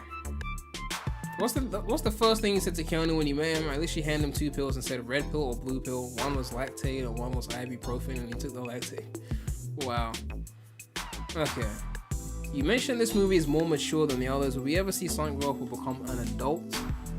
You want to see like divorced Sonic in a bunch of years? He's grown up through his... Imagine that's where the movies went to. Like, they just went through the games up until like 06 Unleashed, and then it just turned into Sonic for Hire, and he's like 35. That would be ridiculous.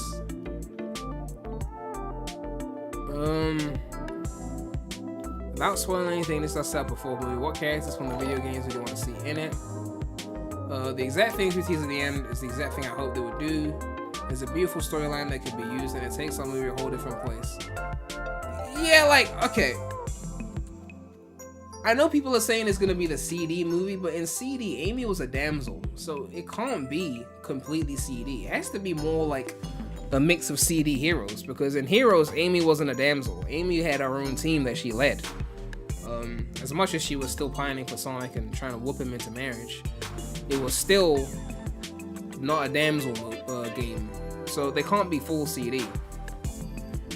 Stingray donated $2 and said Mario and Sonic's personalities would mix well, not gonna lie. I'm just not that fussed about a Mario and Sonic movie. I don't know. I would rather Sega has the balls, and I say balls because like it's a hard thing to pull off, but I would rather Sega has the balls to just take a spin-off character and make them important. Like, use the MCU before it went mid. Use the MCU as the ultimate, like, blueprint. No one gave a fuck about Iron Man before RDJ. Like, except the comic book nerds. No one really cared about Iron Man. All we cared about was Batman, Superman, Hulk, Spider-Man. That's all we gave a fuck about. They made us care about Iron Man, Captain America, all these people, because it was portrayed so well in the MCU. And if you wanted to make people care about Silver and give him his own movie that Sonic wasn't in, how would you do that? It's not impossible, but you'd have to make a movie so good that someone who doesn't give a fuck about Sonic could watch the Silver movie and love it. Right? Obviously you have to get a celeb to play Silver, someone that everyone wants to go and see. But if they made a Silver movie and Sonic wasn't in it, it was Silver, Blaze, like those characters in the future, and it was a clear spin-off, no Sonic, and you cast someone to play Silver that's a celebrity, and you make an amazing movie, you basically give Silver a new level of clout to where he could have his own spin-off series of games, and people will buy them. You new life into the character because you took a risk. Right now, it's like, they wouldn't do that. Like, Knuckles would be in a Sonic movie. He might get a show, but he won't get a movie, right? Amy and Metal Sonic will be in a Sonic movie. But it takes real balls to be like, what if we just gave Silver a movie? I know he's not the biggest Sonic character right now, but if we just gave him a movie and pump money into it and budget and marketing, could we get people to watch it like it's a Sonic movie, right? Could we pull that off? Like, wasn't Yakuza like a spin-off of something else? Or Persona was a spin-off of something else? One of those franchises? Like, sometimes the spin-off can get so big that it breathes its own life, right? And then if you did that, Silver could have his own games of psychokinesis, and it wouldn't have to play just like a Sonic game to get people to buy it. People buy it because it's silver, you know. Someone donated $2.79 and said, "I hope movie Sonic reaches Jason era personality." You mean like Jason, as in like the way that Jason was written in that sense? I don't know. I feel like movie Sonic was done really well in movie 2. I feel like what they had there was perfect. Balance of quips and seriousness. But I don't want him to just be Jason because we already have Jason, you know? Like a CGI Donkey Kong movie. I guess that would be a Mario equivalent. Oh yeah, speaking of which, they're working on a Zelda movie, aren't they? I need to take a look at that.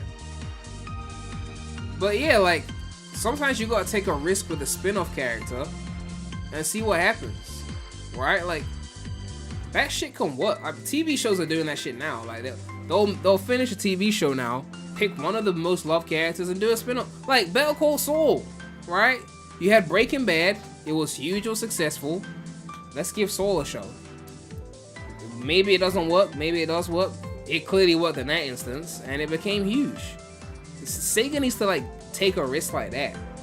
Silver, here's a movie. Silver's already in the future, so it makes perfect sense. Silver and Blaze got their own thing going on, their own universe. They can get their own series of games, and it doesn't interfere with the Sonic games. Sonic can have his regular 3D platformer gameplay, and Silver can come in with the psychokinesis shit, and it's a separate thing. And now they sell you a Sonic game in the same year as a Silver game, or within the same few year period. It's more money for them. Look out, the Knuckles spin-off went, they go up there. I honestly feel like the Knuckles spin-off only happened to appease the actor for Wade, because he was barely in movie 3. They were just like, you know, you're not gonna be in movie 3 for more than a few seconds, so we'll just give you this little show. You know, I feel like that's the reason why that thing even happened. I don't think they were really serious about giving Knuckles a show. You know, but, you know, plus because Knuckles is in the movies, it creates this problem where it's like, you can't do too much important shit in the show because the movies still have to connect to each other, so the show has no stakes. Whereas if Silver gets his own movie and he's in the future and he's not overlapping with Sonic, he can have his own stakes because it's independent of what Sonic is doing, you know? That's the one con of a cinematic universe, is that because everything's connected, if Spider-Man has a solo movie and as a villain, then people go, well, why aren't the Avengers helping you? Like, they're here, right? They're in the same world. Whereas in Spider-Man, like the Tobey movies, there's no other world. It's like, I'm the only hero here, I gotta do something. If I see Spider-Boy Tom Holland in a movie and there's a major threat, I'm like, okay, well, get Strange to help you, or get whoever the fuck hero is still alive to come and help you. Like, they're still here. They have to come up with an excuse. Oh, he's busy with something. It's like, okay. It's just, you know what I mean? Like, that's the con of a universe. If Silver got his own thing, and they built his own thing, that could be crazy.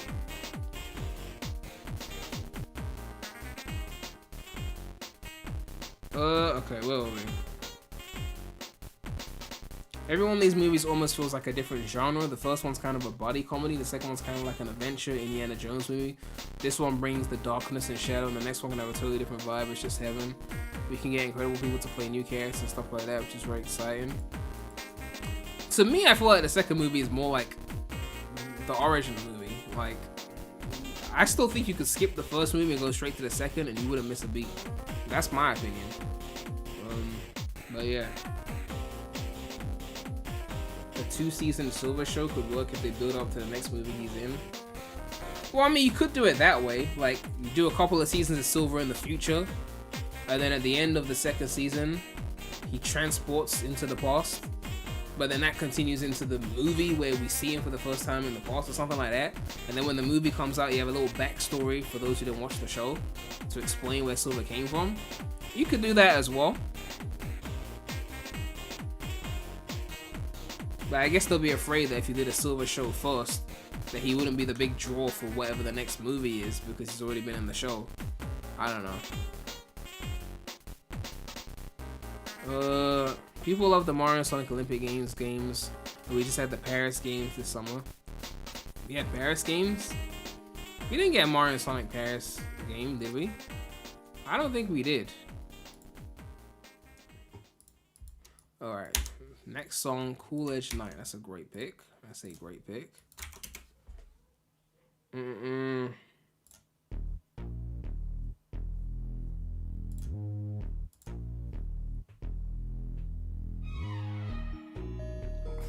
Ah, man, where's the Unleashed port, man? Seriously. Oh my god, I'm tired of emulation. Port the fucking game. Okay, seriously. See, I've gone on a tangent. Anyway, Ben Schwartz says there's two things I would love. I love Chris Pratt. I think he's amazing, and he plays Mario, which you probably shouldn't talk about in this interview. But the Olympic Games is great. What I really think could be bananas is if we get Super Smash Bros. Spin-off. But that will take so many different studios being kind to each other at the same time. But the idea that we get to build our own franchise that lives on its own, we have so many characters within this franchise, so we could do 3, 4, 5, 6. That's what I'm concentrating on, and that's what I love. If you want to have a battle royale with a bunch of people we all love video games, because I'm a video game nerd, I would not be against it. I would see if Paramount would let me go play, but I think that right now it's Sonic 3, and if we can get to Sonic 4, there's so much stuff we want to explore. Yeah, I mean, I don't know if I don't think I'm big on the Mario Sonic crossover thing. Like, I don't know. Dudu Nicola donated €2 and said Frontiers gameplay trailer music produced by Anthony LDN. Okay.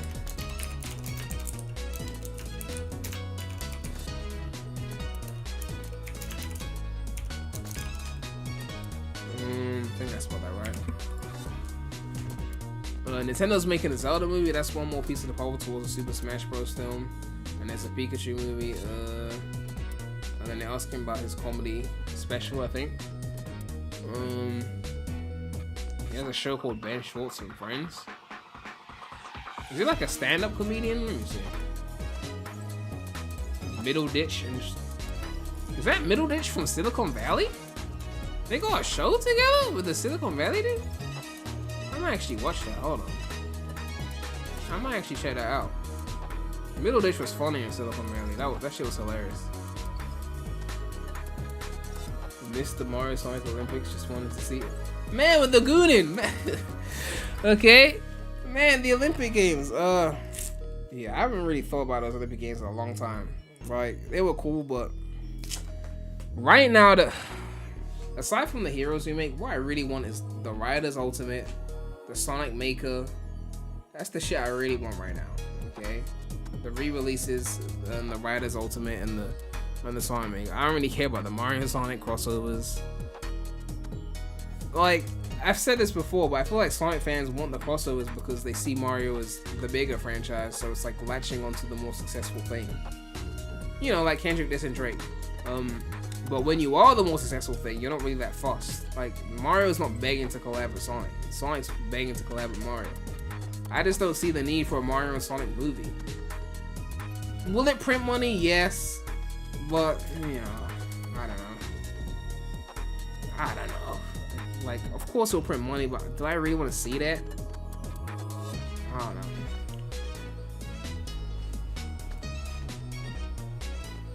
There's an N64 Soundfont remix of this. That's fire. There's actually a Sonic 4 Soundfont remix of this. That's actually really good as well.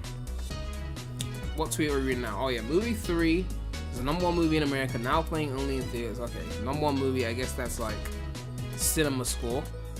Cinema Score, if you don't know, is one of those review websites where people give scores after watching a film. So we can go there now.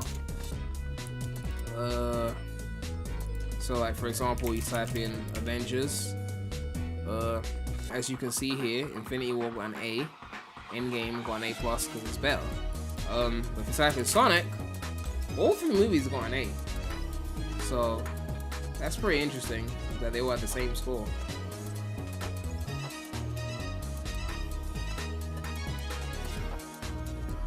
But yeah. Oh yeah, Sonic fans are mad at this shit. I remember seeing this. Disney tweeted, "The #1 movie in the world is hilarious and will take you on an epic adventure. Get tickets for Mufasa the Lion King, now playing only in theaters." And Sonic fans got mad at this. They tried to community note it and say it's not the #1 movie in the world. but this is Disney, so the convenient note disappeared conveniently. You can't play Disney like that. They got too much power. Spidey said, how do you think the second movie is better than the third? It's in the video, like, in the review. I explained it in there. I think people just saw the title and didn't watch the video. You know.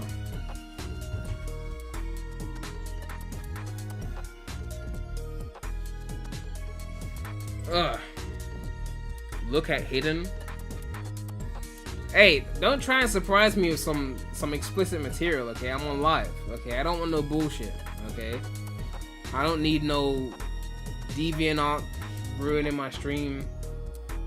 You know, some bullshit like that. I don't need that shit. Okay, okay. If I see some bullshit, how can we watch before? Yeah. Sonic fans are doing what Sonic fans do best, which is bully people on social media. Like, okay, so they tweeted Mufasa. You gotta respond with Sonic? Like, just leave him alone. Why? Oh my god. Infinite? Really? Infinite? Like... Yo, Brandon Williams with the $50 donation. Oh my god! With the support. Before the year ends, I want to show my utmost love for you, Prem. You're the best one too. You're unafraid to speak your mind. You always keep it real. I never donate this much to anyone, but I choose you. Happy New Year 2025 in Sonic advance. Thank you so much for the support. 2025 is going to be a crazy year. If those remakes are happening, even if the remake doesn't happen, like Switch 2. Which means X-Gens at 60 FPS on the Switch 2. It means new Mario Kart, new 3D Mario.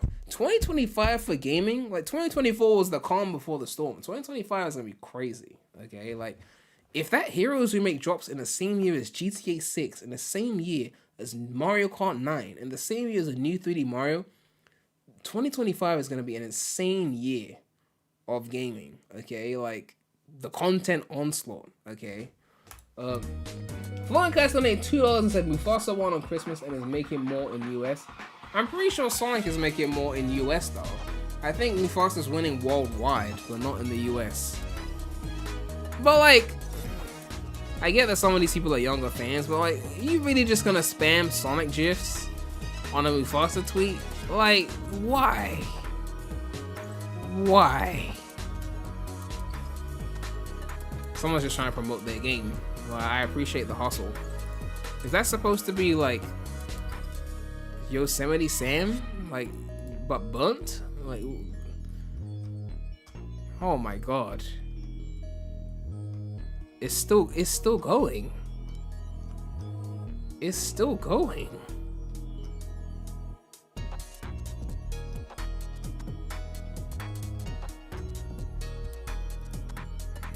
My god.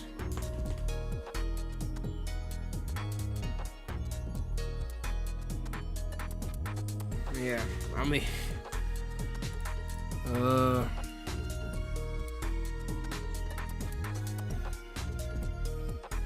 yeah, I mean, Sonic fans will love any opportunity to bully people on Twitter, so, you know. If the advanced games get remade, what art style would you want it to be? Exactly the same art style it was before, just with more screen real estate because it's not on a GBA. That's it. Everything else the same. The advanced art style is beautiful. Okay? It just needs to be bigger because it was designed with a GBA screen in mind, so you need more real estate. So just make it wider, you can zoom out a bit. That's it. Don't overthink it. Add a drop dash. Optional drop dash. Just in case it's not worth using. It probably would be worth using, but you know, it wasn't worth using in Generations when they added it there, so.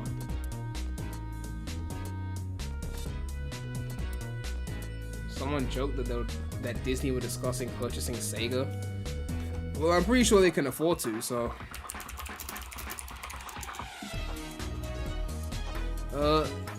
Disney is worth $204 billion, and Sega is worth Well, that's yen.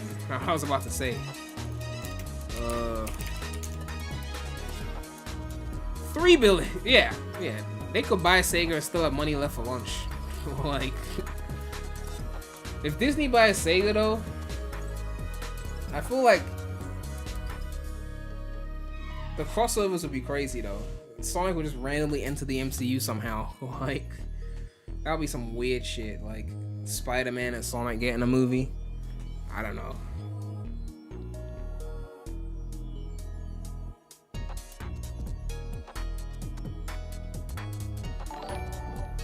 Zone donated $2.79 and said, I love Heroes with the special stages need a rework. Well, if they remake the game, all they just have to do is tighten the control. That's it. In fact, I've got my Heroes remake script, which I haven't actually made the video yet. But in my script, I said you wouldn't even need the Act 1 special stages anymore because you would take the lifestyle out of remake anyway. So you wouldn't need the Act 1, you just have the Act 2. Which means you got extra opportunities to get the Emerald. Nux said if anyone buys Sega convinced we're screwed. I don't know about screwed. It depends on who buys Sega. But I'm not really begging for them to get bored or anything. Hornet donated $5 and said, thinking about how you brought up real grinding mechanics being tied to difficulty modes. I'm thinking all the way to make grinding more simulating is to add alternative grind poses like SA2. If I'm correct, that's the only game in the series to ever do that. When you say alternative grind poses, what do you mean? You talking about the balancing? Because I'm trying to figure out what you mean by that.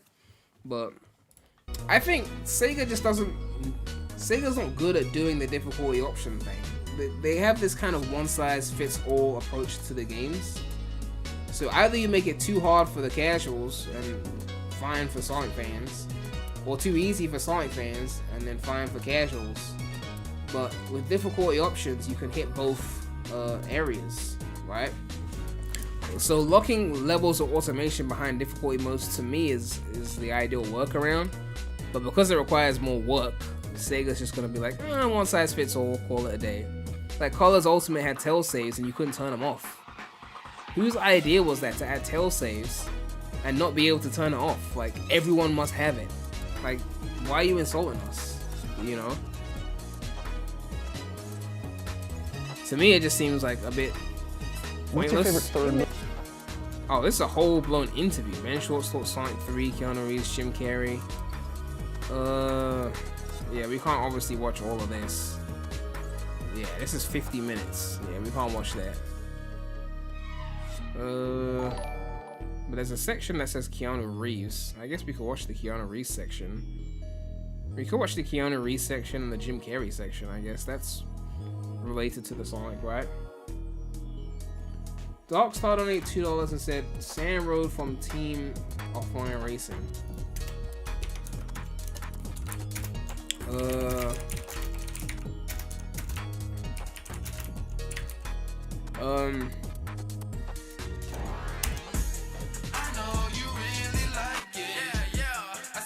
Kiara Nix donated £5 and said you should read the Eurogamer interview with Shuji Usumi, the president of Sega. It was pretty interesting.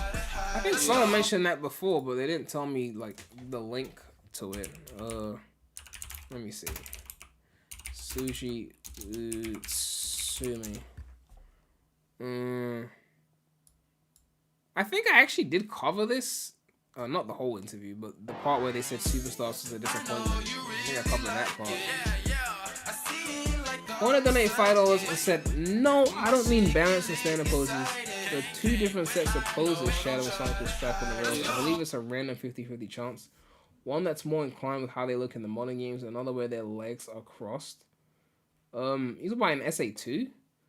I never really paid attention to that. I don't know if I recognize that. If it's just an animation thing, then I probably wouldn't have noticed the difference like that.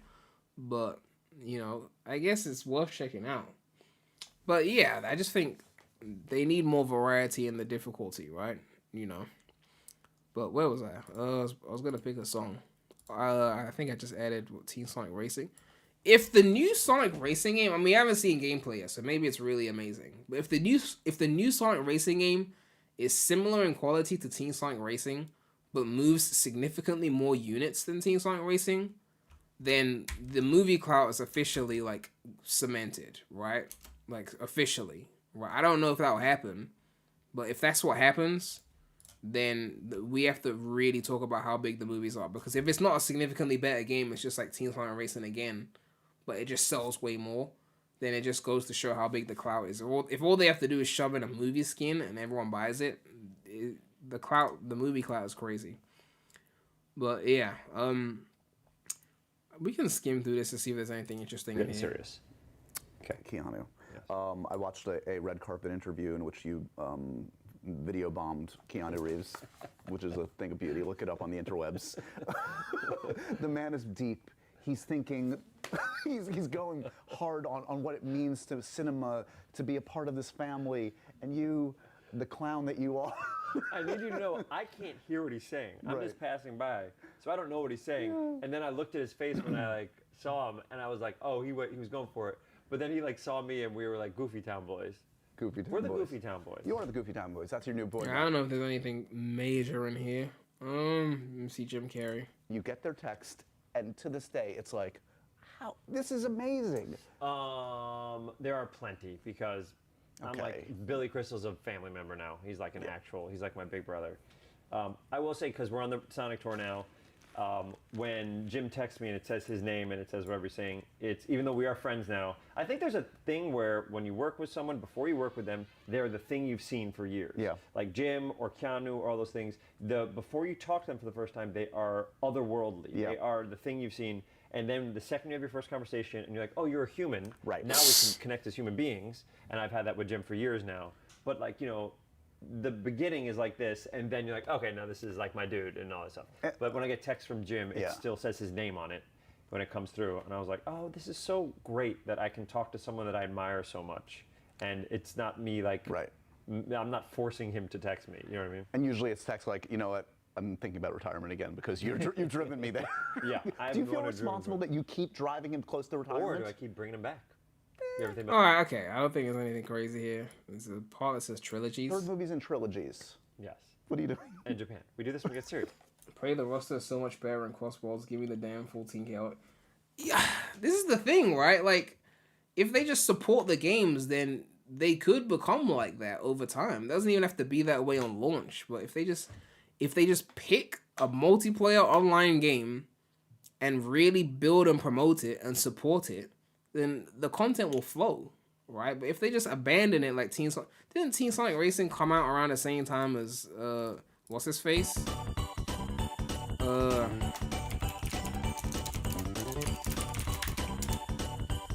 Yeah, 21st May 2019.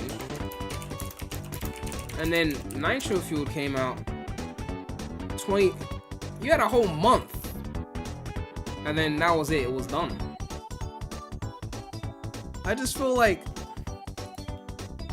look, Team Sonic Racing came out 2019. Let's have a real conversation here. And this is a bit of an intense conversation. This music's very happy, so it's not making me sound like intense. If they had supported Team Sonic Racing every year since 2019, imagine how stacked the game would be by now. Look at what Nintendo did with Mario Kart 8. If you compare base Mario Kart 8 from Wii U to now, it's not even the same game.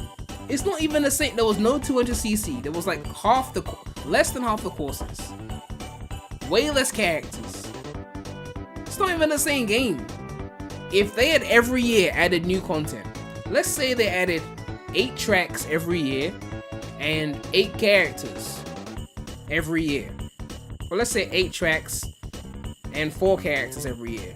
So that's 2020, 2021, 2, 3, 4. That's 5 years. That would be 40 more tracks in Team Sonic Racing. That would be 20 more characters in Team Sonic Racing. Imagine how stacked the game will be by now.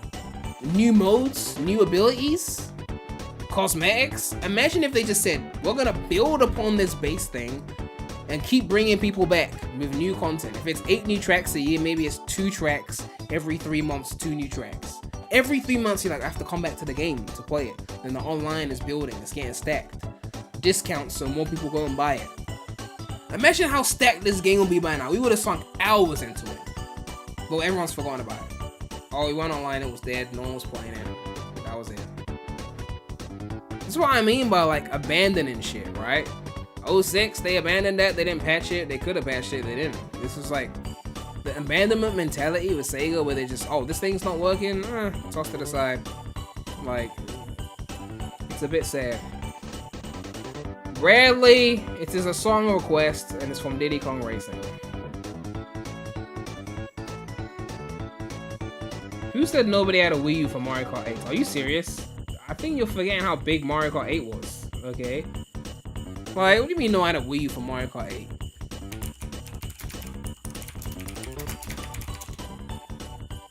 What do you mean no one had a Wii U for... Who did not have a Wii U for Mario Kart 8? What are you talking about, okay? That's the reason I bought my Wii U, okay? I didn't buy it for Sonic Lost World. I definitely didn't buy it for Sonic Lost World, so... I'm talking about no one had a Wii U for Mario Kart 8. Only a Smash stand would say some shit like that. Smash was not even in the top 3 highest selling. New Soup was outselling Smash on the Wii U. 3D World outsold New Soup U? Nintendo Land outsold Splatoon?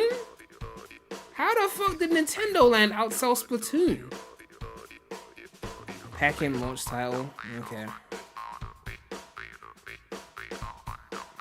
But still though, Splatoon? Outsold by Nintendo Land? That's kind of crazy, I'm not gonna lie. That's actually upset me a little bit. Where's ARMS? I'm pretty sure ARMS moved 1 million. Where's ARMS? They need to make an ARMS sequel for Switch too. Oh wait, no, ARMS was on the Wii U. What am I saying? This is Wii U sales. You see, I saw so many games on the Wii U that were on Switch as well that I started thinking of Switch games. I was like, where's ARMS? It's like, no. Even though all these games basically got ported. This got ported. This got ported. This got ported. This didn't necessarily. Okay. I don't know about this. Splatoon 2 is basically just Splatoon again. It's Mario Maker 2. This was bundled in with the new Soup re-release, right? Did this get ported? I don't even remember. Anyway.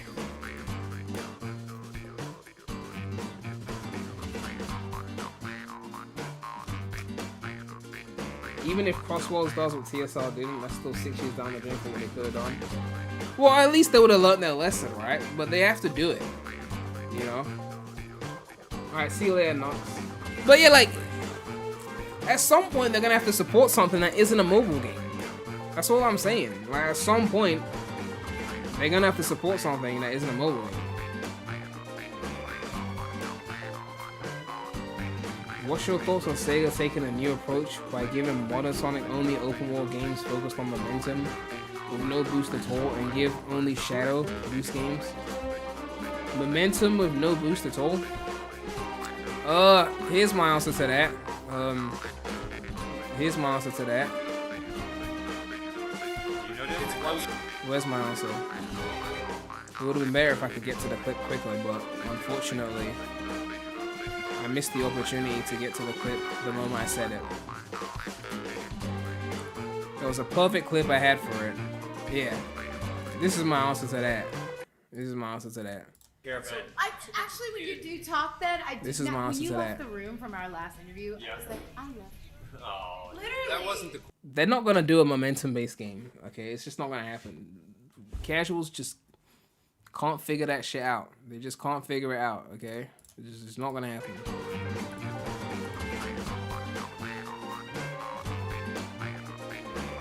Technically, they already did long-term support with Frontiers. Yes, they started to. Now it's time to do it with an actual online multiplayer game that people want to come back to over and over again, not just a single-player game. They need a game that everyone can play. That's why I keep saying, like, Riders Ultimate. That's just one example. But they need something that people just keep coming back to. You know how many years I milked Mario Maker for because there was just so much content?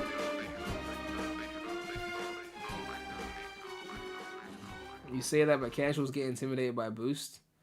I mean, yeah, casuals also do get intimidated by Boost. The thing is, Sonic is always, in its inception, Sonic was designed to be less accessible than Mario. Mario is just more accessible. You know, that's just how it is. So I mean, in one hand, I understand you can't just appease the casuals only, but on the other hand, it's like, what do you do? Sometimes you gotta pick a lane and just do it really well. So if you're gonna make a momentum-based game, do it really fucking well, and those who get it will play it, and those who don't won't. And just stick to your guns. You know, maybe that's what they have to do.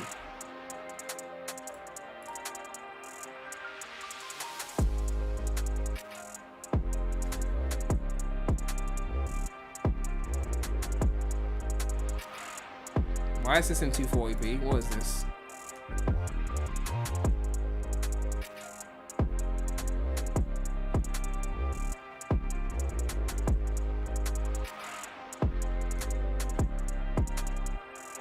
Oh, inspired by me. Oh, wow. Thank you for the kind words. I think it's because I did a remix of the same song. This video quality is giving me 2000s flip phone vibes.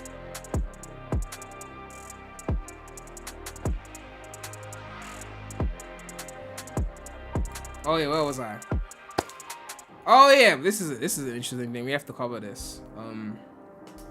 Sonic Movie 3 writers Pat Casey and Josh Miller revealed that Amy Rose nearly appeared in the movie rather than just in the post-credits. They revealed that they have a great plan for her future as the big female character of the franchise. That alone means she's not going to be a cheerleader for sure.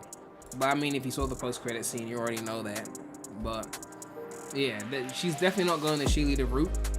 They explained to Games Radar that including Amy in movie 3 wouldn't have done her character justice. The writers were keen to emphasize that in their movies, they don't want Amy to simply be Girl Sonic. I don't think she ever was Girl Sonic. Well, actually, modern Amy is kind of exactly that. Original Amy was not Girl Sonic. Nowadays, she's just Hedgehog hero, but female. Paramount plans to have Amy be extremely important to the Sonic cinematic universe. Amy also won't be a sister to Sonic. It's clear she'll be Sonic's love. Okay, so they are going the love interest then. I've got the full article here. Amy Rose nearly appeared. Okay, yeah, so this is an exclusive to Games Radar, it seems. The following features spoilers for Sonic Movie 3. Spoiler warning, I guess. Someone said old Amy greater than... Let me do a poll, actually. Let me do a poll. I'm gonna ask people what they think, because I don't actually know.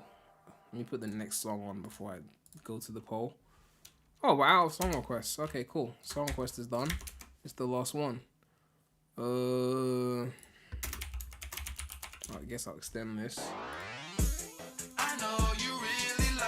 I wanted to donate $5 and said, here's my last donor for this stream.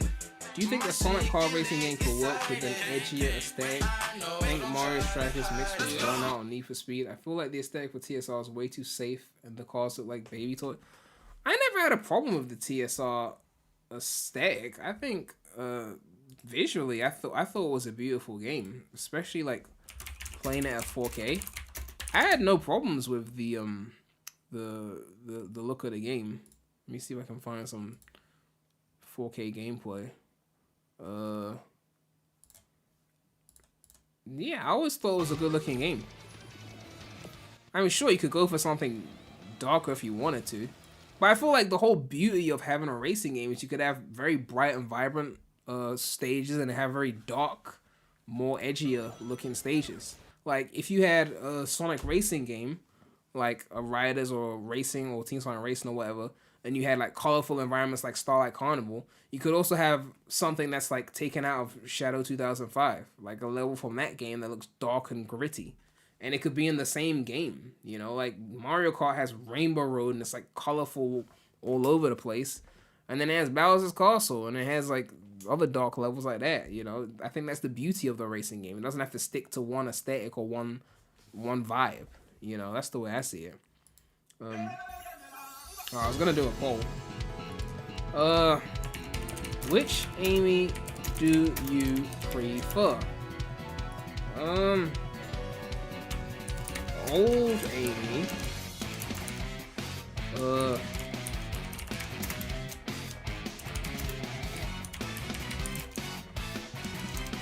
old Amy is like cheerleader but also aggressive.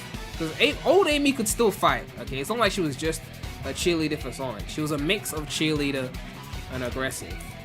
So I'm gonna put cheerleader plus aggressive.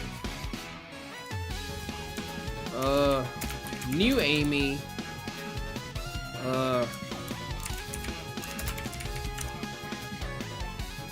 Yeah, I'm just gonna do the poll and see what people say. I actually don't know what the consensus is on that, so.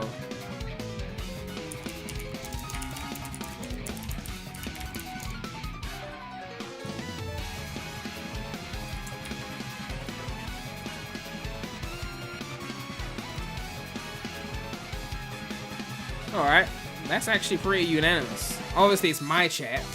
I don't know what the general consensus is.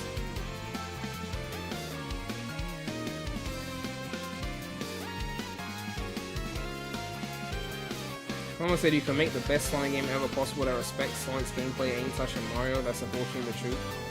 I mean, if you're talking sales, then sure. But if you're talking quality, I don't agree with that.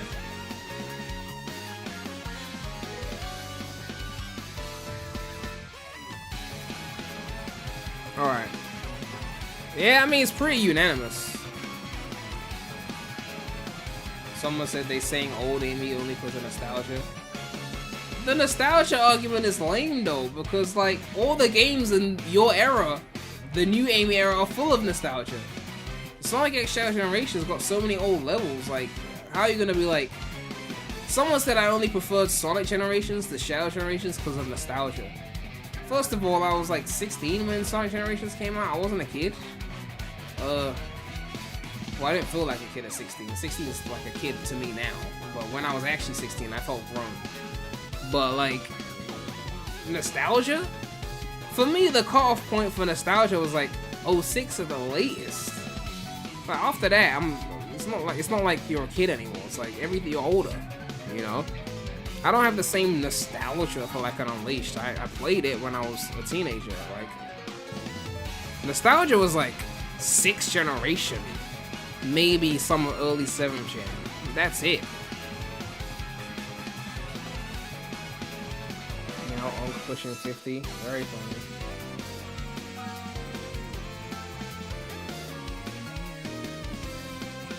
But yeah, okay. That seems to be it for the poll. I don't think it's gonna switch. But yeah, I mean,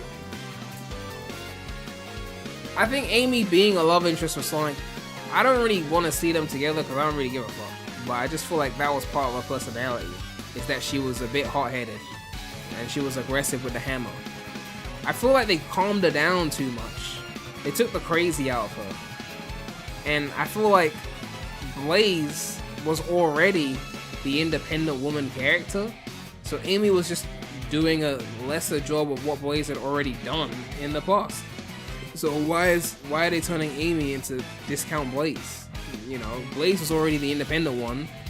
Rouge was independent as well, but with a more sinister, dual thievery side to it, and other sides to it if we include Knuckles. Let's face it. But you know.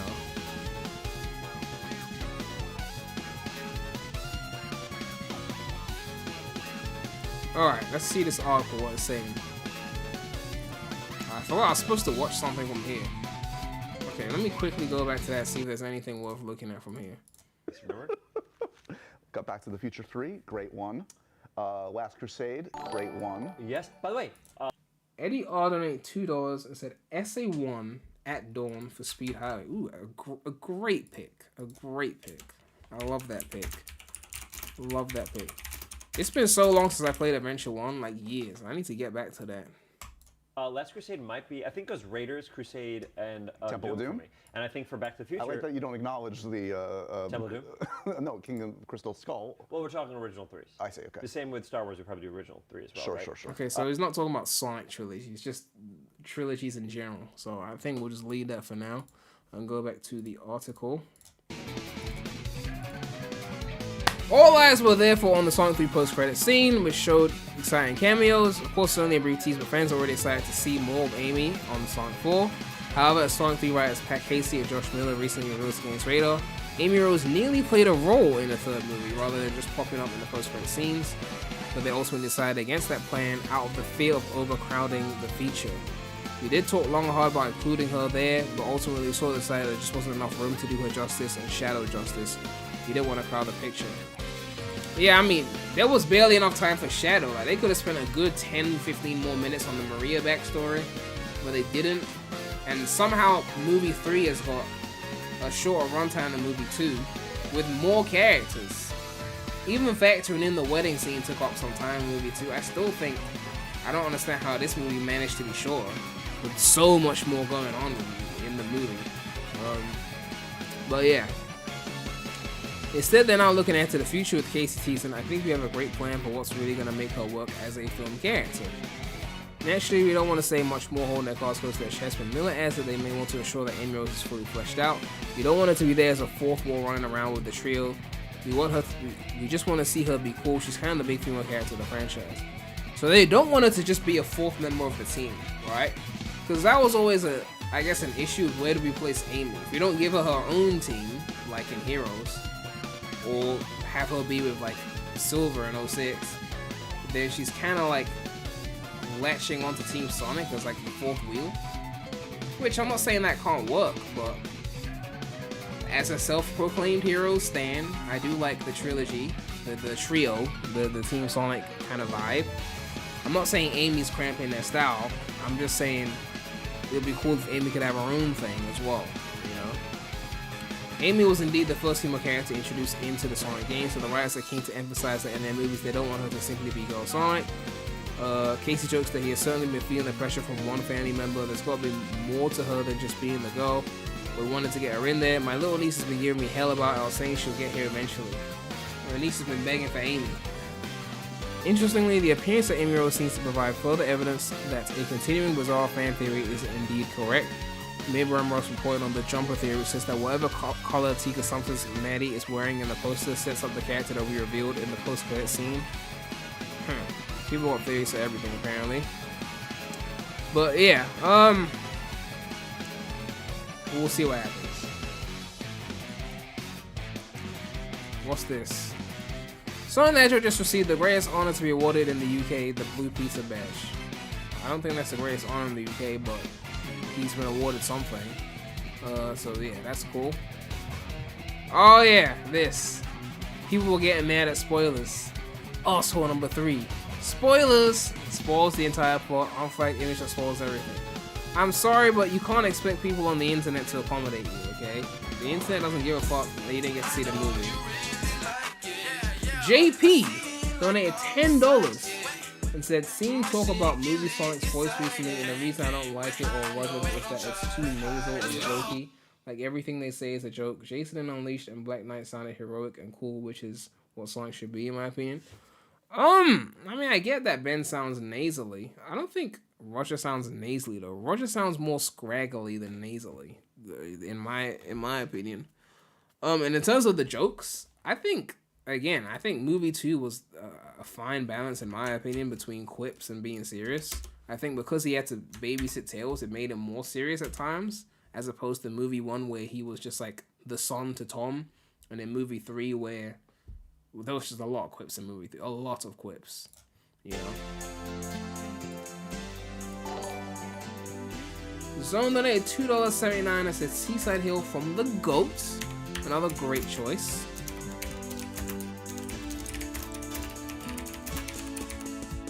Thank you for the donation.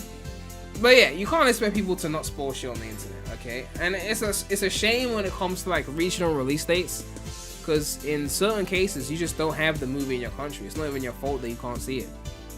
But like, if you can see it and you don't even get a day on the internet. You're gonna see spoilers. It's just how it is, okay? You can't expect people to accommodate you. They won't do it.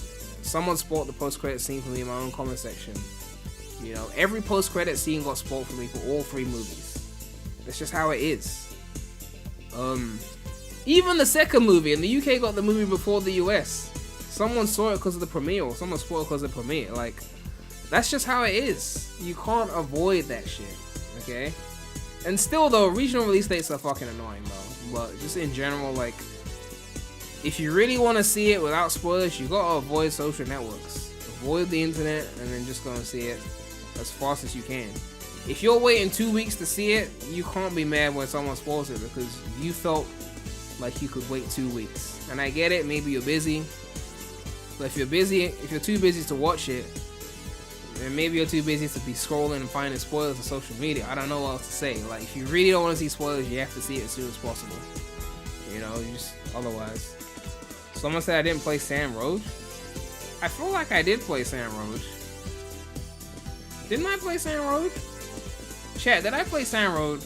Is someone playing with my brain? I did play Sam Road.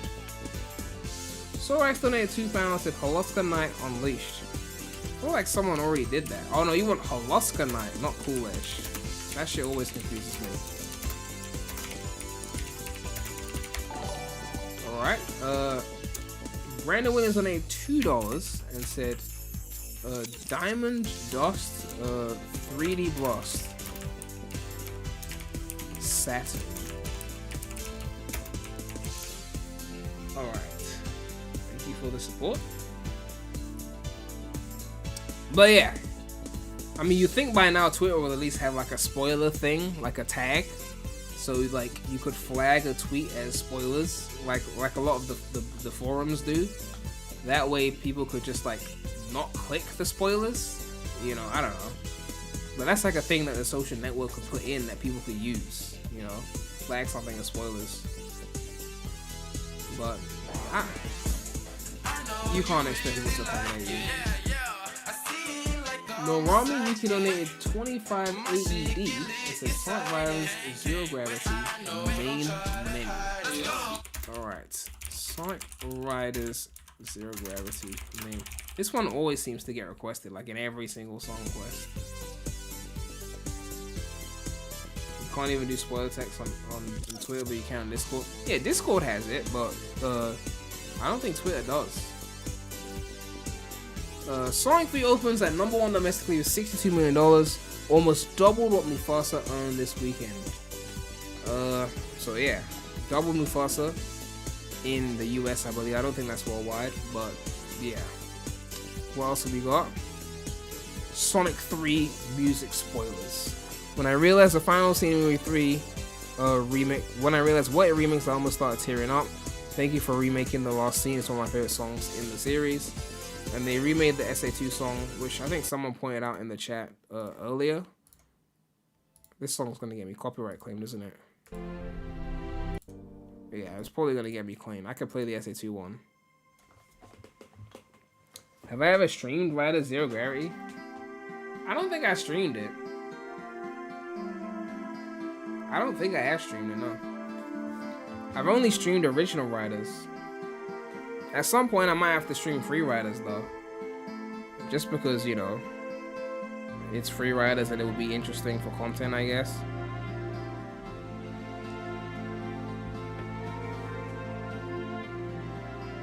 Yeah, I wouldn't have caught this reference because, I mean, I don't remember this song that well.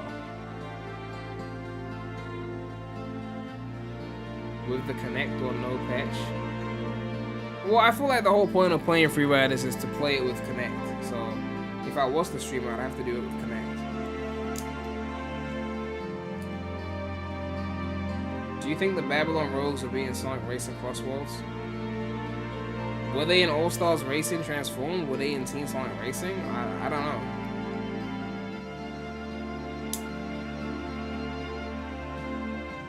Why would you do that to yourself? Well, I think the whole point is usually I suffer for people's entertainment. So, you know, I'm guessing that would be the reason.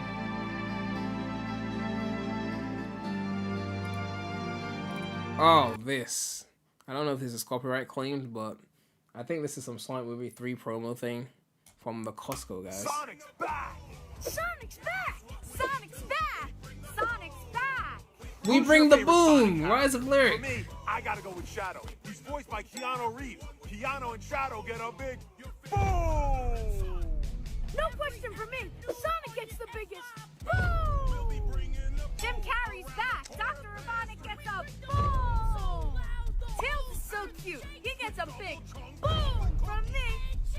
want to see Sonic 3 or what? I'm coming. I'm coming. Let's go. Sonic 3 gets a big Sonic. Boom! Sonic 3 gets a big Sonic. Man, the marketing campaign for this movie. Sonic 3 gets a big Sonic. Get your tickets now to see Sonic 3. Only in theaters on December 20th. Man, that's more boom than a Sonic fan needs to see in 1 minute, but, you know. Oh, yeah. Oh, God, this. What is that?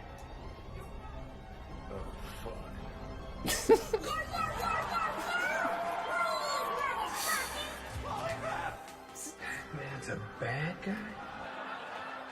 Oh, my God. Like... Oh, my God. Imagine they actually did a Sonic and Mario crossover. Ridiculous. Ridiculous. Oh yeah! Sega made another bad decision. What else is new, right? There will be no Saturn or Dreamcast Mini, Sega CEO says. We are not a retro company. They said after making a Sega Genesis keychain. Oh, God. The Sega of 2025 and beyond will be reinvesting in its classic titles, introducing new audiences to Golden Axe, Virtua Fighter, Jet Set Radio, and Crazy Taxi, instead of merely exhuming them as museum pieces. When asked about the possibility of new mini consoles based around the Saturn or Dreamcast, he demurs. I'm not going for the mini direction, it's not me, I want to embrace modern gamers. Sega later clarified that there are no plans for more. You did a Genesis mini keychain! You did a keychain with the fucking the Game Gear on it, but you won't do a Dreamcast? Disappointing. Disappointing. It's a theme he comes back to time and time again. Sega's legacy is there, but it must be brought forward. We are not a retro company. We really appreciate our legacy, we value it, but at the same time, we want to deliver something new. Otherwise, we'll become history. That's no way. I'm not saying don't do new shit, but give us our Dreamcast classic. Okay, that's the only classic I want from you people. The Dreamcast classic. If they don't make it, then I have to wait for fucking Analog to fucking make it. And you know they're gonna charge an arm and a leg. We already saw this topic. The band show is supposed to make a Smash movie, so we don't have to go through that. Someone saying Chris Pratt should voice Battle Sonic. No thanks. Oh yeah. There was an old tweet from 2012 saying if I was surprised in Japan, I'll be like Konnichiwa, and then they put the Sonic there. Ridiculous, but you know. Alright, okay, next song, we've got Seaside Hill from the Goats. The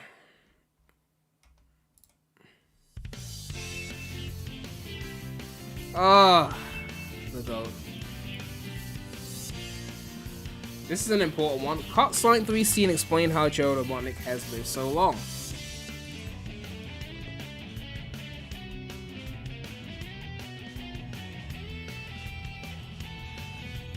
Maybe we'll get Nintendo Switch Online apps for Saturn and Dreamcast.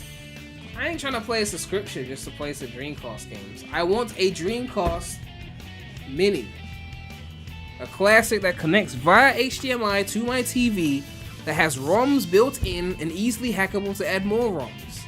With new Dreamcast controllers and a VMU. That's what I want. That's where the nostalgia is, okay? Do you think Sega will still be in the same spot in the 2020s now if they still had consoles? I mean, what do you mean if they still had consoles? Like if they had high selling consoles? If they had high selling consoles, they wouldn't be in the same spot. If they had consoles like Xbox that aren't selling much, then they'd probably be, I don't know. But I can't imagine a world where Sonic was still exclusive to Sega hardware. That would just be ridiculous at this point. I don't know. I can't imagine it right now. Someone said, I hate Seaside Hill music, it's so overused. Well, I mean, it has been used a lot. Seaside Hill is the Green Hill of the spin-offs. But it's still the GOAT, though. It's still the GOAT. Anyway, Cut Sonic 3 scene showed how Joe Robotnik has lived so long. Sonic 3 is enjoying its opening weekend in theaters, and it appears to have a very strong debut, besting the premiere of Disney's Mufasa. They never specify in the US because they assume that everyone reading is American, apparently. moviegoers have clearly decided to follow Sonic into this third act, which introduces them to all sorts of new characters, with Gerald Robotnik being a crucial one. Sonic fans already know that Gerald is the grandfather of Ivor Robotnik, but those only familiar with the films are getting to know the character of Sonic 3. This actually gives us a chance to see 2 times the amount of Jim Carrey, as the actor has taken on both roles for this outing. What's even crazier is the fact that you get to see both Ivor and Gerald side by side in the movie. You've already checked out the film, and I have a few questions about how Gerald is still around and kicking up for so long. They tried to tell us he was 110 years old, you know. But, you know. At least said Radical Highway is starting to feel like Green Hill nowadays. How many times have they brought back Radical Highway? I mean, it's not to the levels of Green Hill. Cash Mobley donated 2 songs. Said, "Can you read $2 and said, can you react to a Shadow song called Finding Maria? Is this some copyrighted thing, or is this some like weird cringe thing? I don't know what that is. Okay, we can take a look, but if it's some DeviantArt cringe, then we can't do it because, you know. What's the next song on the list? Halaska Night.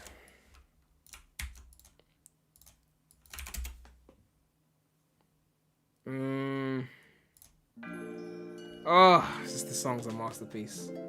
This song's a masterpiece. Oh, this is art right here. This is art right here. Port the game! I'm sorry. Just port the fucking game, please. The song's getting me into a trance.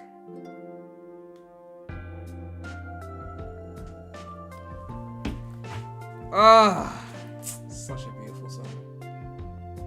Such a beautiful song. Some may say you could make love to this song. Some people may say that.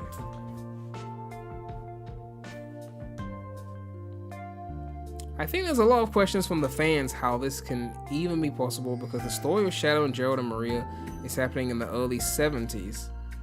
And then 50 years later, he's out there. There's deleted scenes where we're seeing him take little hits off a Shadow quill the same way Robotnik takes off a Sonic's quill. The idea was that the Chaos energy was having a revitalizing effect, and that energy was keeping him alive and sort of rolling back the effects of time a little bit. That was a very minor storytelling detail that we did have some material that we shot to explain it, but ultimately the movie was just so jam-packed with characters and with storylines, it felt like, if anything, wasn't absolutely essential to the pacing and flow. I feel like something like that would have been essential. Like, it would have taken you maybe like 30 seconds to a minute to explain something like that. And the movie could have used some breathing room, in my opinion. I'm just saying. So that was something that we filmed. There was a scene of Gerald taking a little hit in prison and then watching the heavy wrinkling roll back and smooth out a little bit. That was visually going to tell the story of how... Exactly, you could have shown that scene. 30 seconds you could have explained that. I feel like. You know, but... they decided to cut it out because kids wouldn't question why Gerald Robotnik was 110 years old, I guess. Oh yeah, they used the Megan meme. You were a kid when SA2 came out, and now you're an adult when the movie comes out.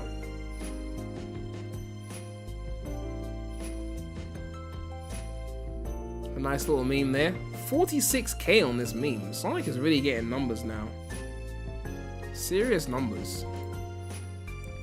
Mufasa the Lion King opened to 35 million domestically. The 2019 remake opened to 191 million domestically. Woo! That is bad. Like, obviously it wasn't gonna do Lion King numbers, but you would think at least like half of Lion King numbers could have been, I don't know.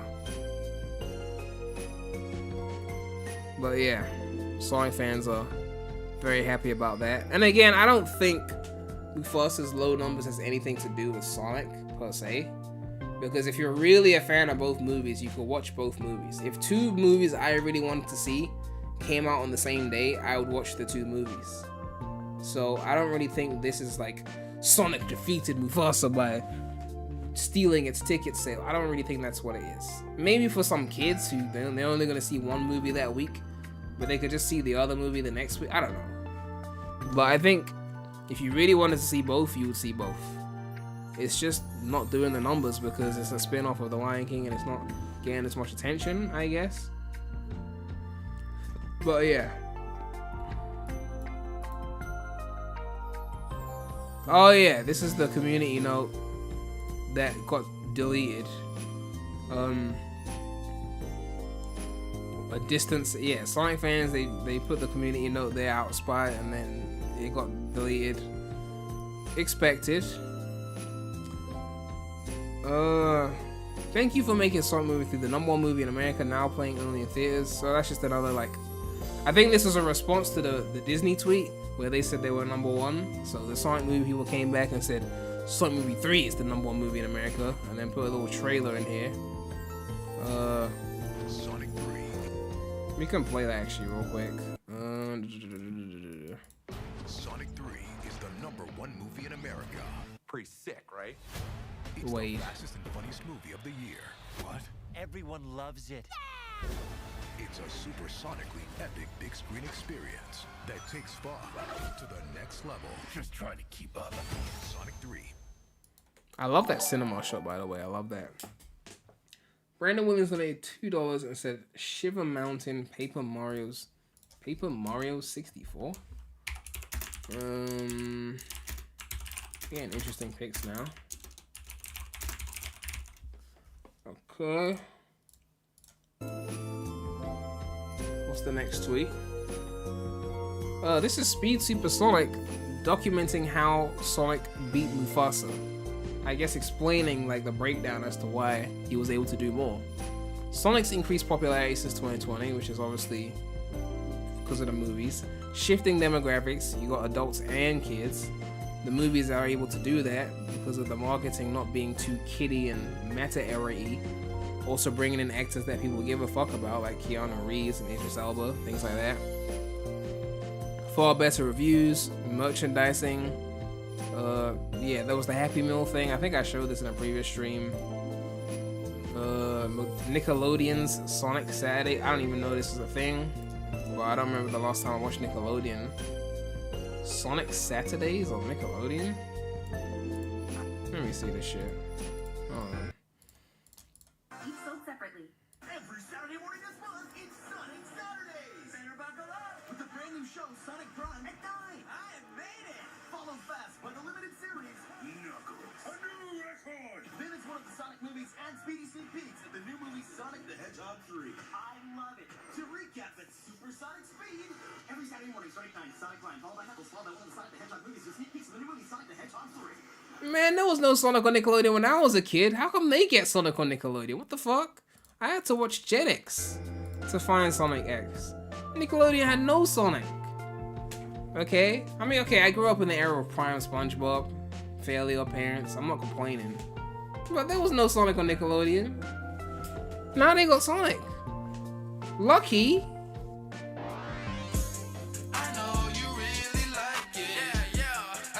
Yo, Afro Shoot Anderson with a $10 donation.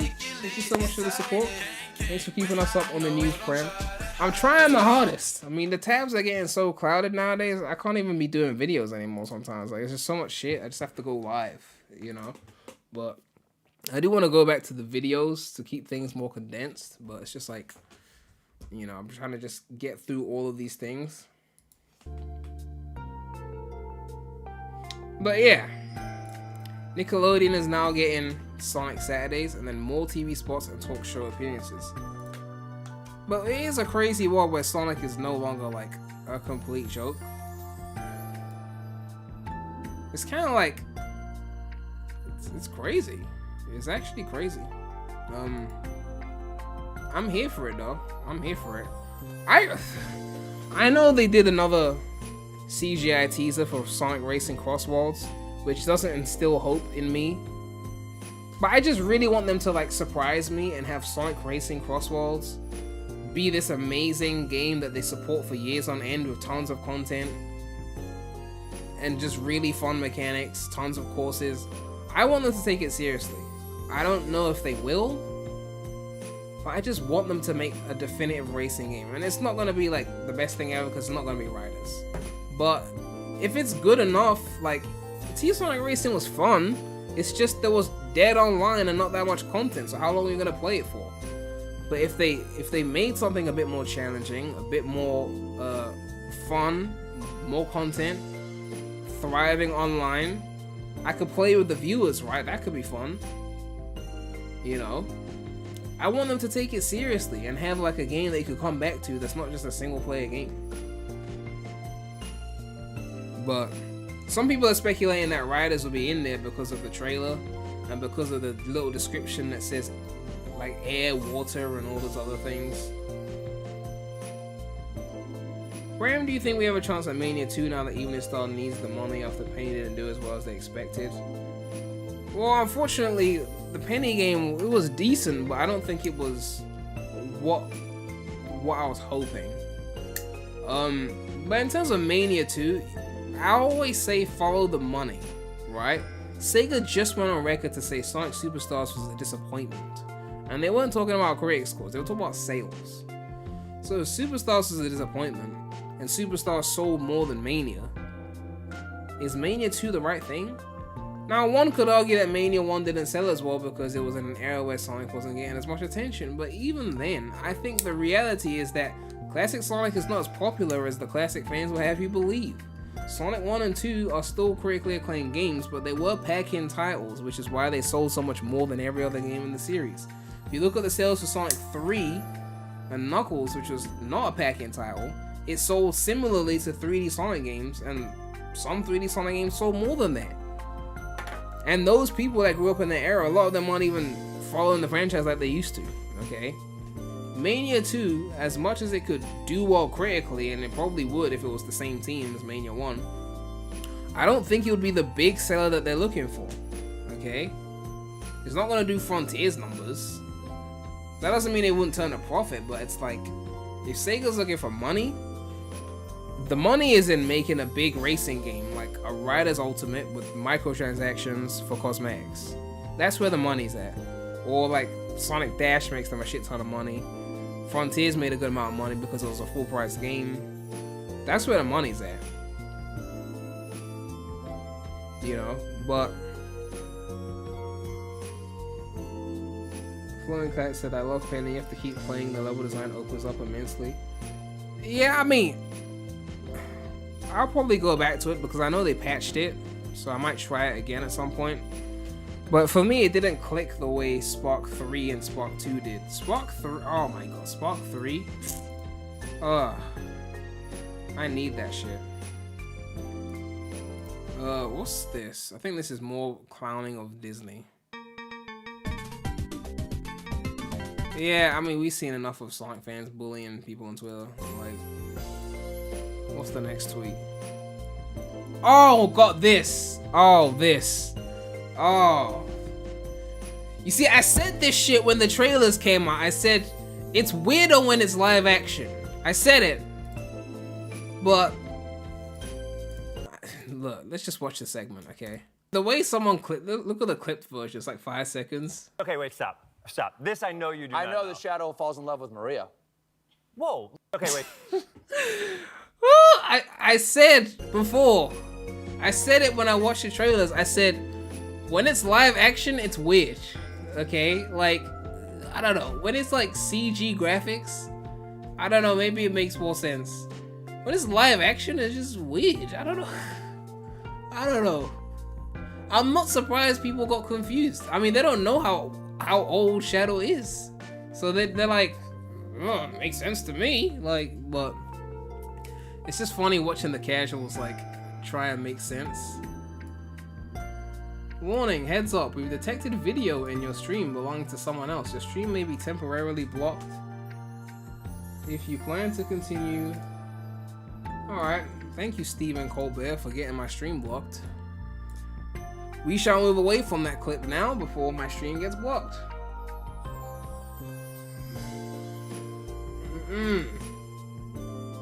So much copyright. This is why I can't cover all these things in videos, because they just get your shit claimed.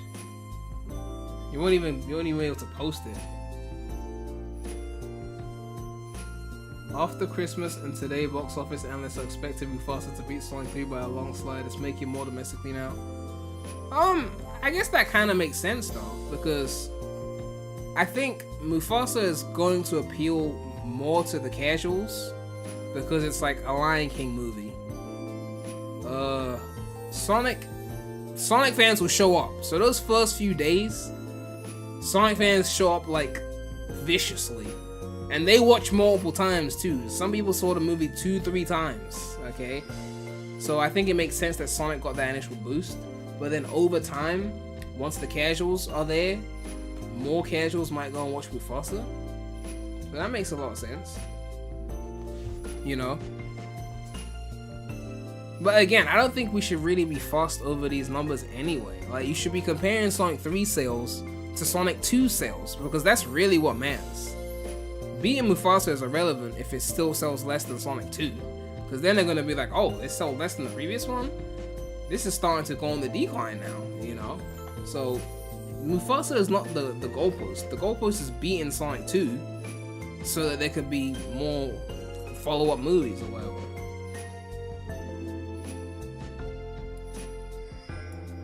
But yeah, Sonic and Shadow battling in the streets of Shibuya. Let's check this one out. It's just another one of those cool billboard things. Oh yeah, this one was sick. This one was sick.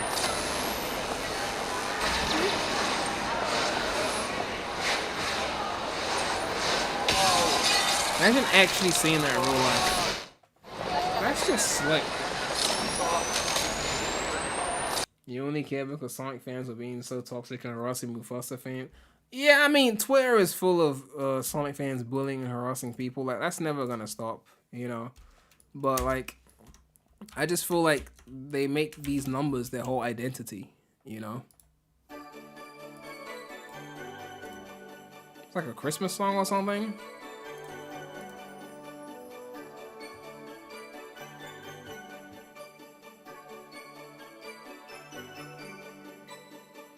Can you make a 2024 version of Please Azuka? We don't need another Please Azuka, okay?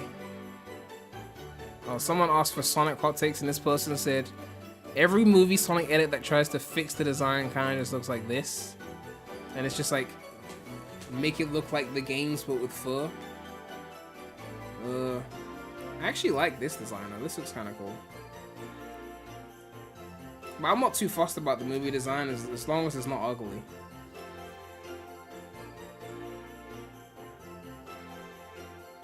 Do you have to donate to request for songs?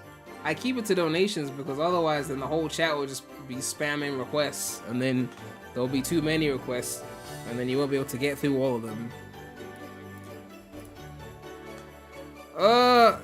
It's another tweet. This is from the 23rd of December, so the numbers might be outdated, but the Bluebirds outpaced the major Disney release in opening weekend. Well, this is just opening weekend stats, so that's still accurate. What else have we got? Oh, this is interesting. Sonic Adventure 2 hits new 1,000 player peak on Steam following the success of Sonic the Hedgehog 3. So that's the highest player peak for the game, apparently, is 1,000. Which is sad, but it's an old game. They hit 1,061 because people went to go and play SA2 after the movie came out, naturally. So, said the film came out, Sonic and Shadow Generations, affordability is $5, brand positivity. I honestly am really surprised that Sega didn't have an SA2 remake lined up for the movie release. I feel like why not? Like, I mean, obviously they got Sonic X Shadow Generations, but I don't know, like, maybe they're just still too scared to do the adventure remakes. I mean, for good reason, sure. But, you know, I just feel like, I guess it's for the best though, because at least now, once we get the adventure remakes, it's not going to come to Switch 1 with those old-ass graphics. They can finally push next-gen graphics. This is a nice song. I like this song. The next one is this. I'll play this one for a few more minutes before we get to the next one. What's next? I think this is Sonic Movie 3 poster. It's like a different art style. But this is pretty, I think it's Spanish. La película. How powerful do I think Switch 2 is gonna be? I feel like there's leaks that already answer that question. But I think it's gonna be in line with Series S or close to that. so that it can run those games.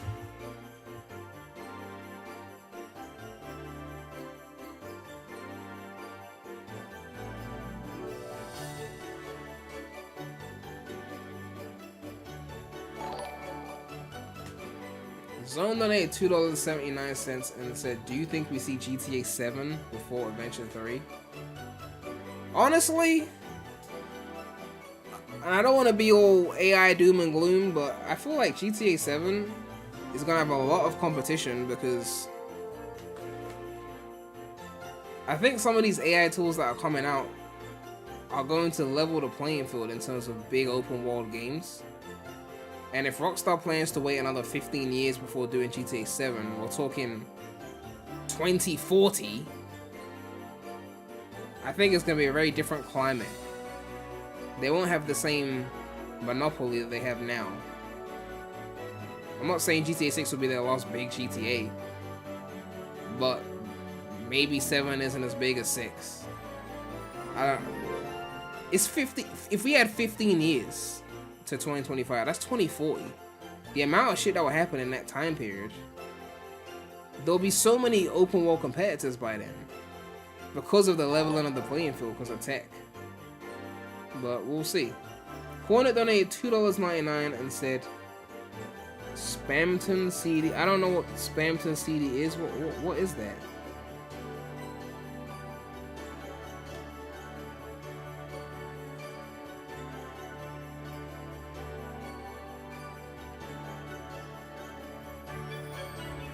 Alright, let's move on to the next song. Zero Gravity. Everyone's favorite song. Is that a song? Spamton CD?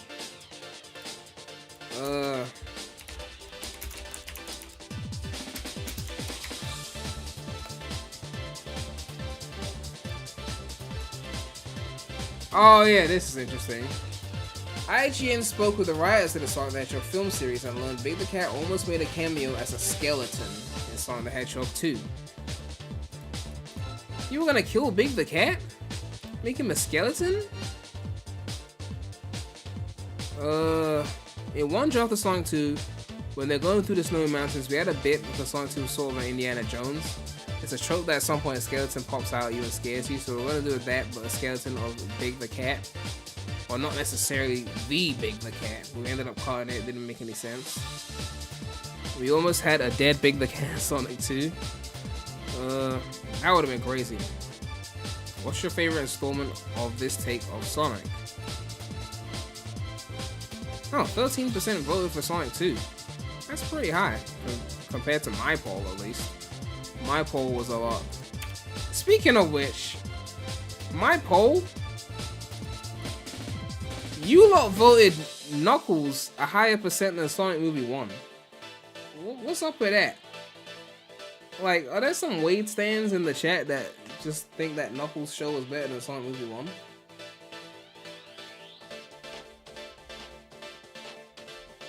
I don't know, like, I'm just asking, like...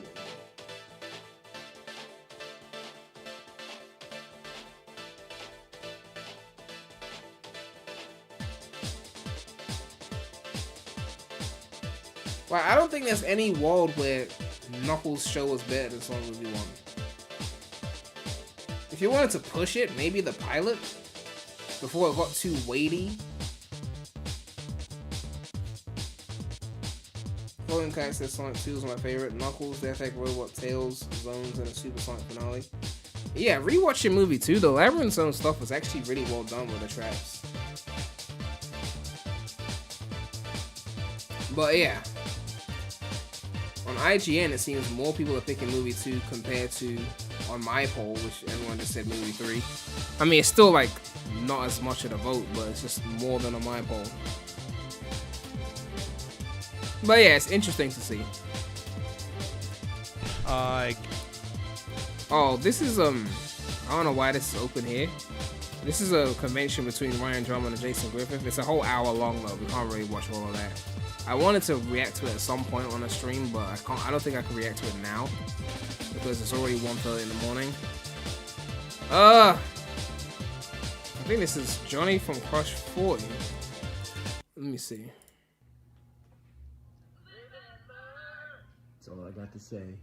Yeah, he's cashing in them live and learn checks for movie 3. He's like, we eating this Christmas, baby. Like, we eating today. Oh, we getting a new car, all electric, no hybrid. You know, that live and learn check coming through. You know, that's why they're suing Sega now. It's like Paramount paid him. It's like, Sega, where's my cut? Like, you've been using live and learn in all these games. Give me my $500,000. Johnny needs a brand new house. Like, you know, I need a new mansion. Like, the fuck? I think this is another one related to that. Let me see this one. Are all of you Sonic fans? Is that a Sonic jacket? All of you Crush 40 fans!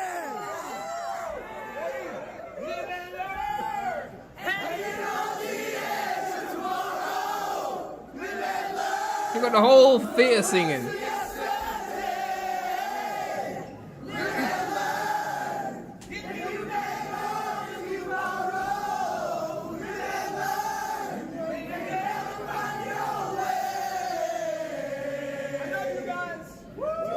This is like our version of Mariah Carey when she brings back the Christmas song in November. This is like our version of that. And Johnny's just like, oh, new Sonic movie?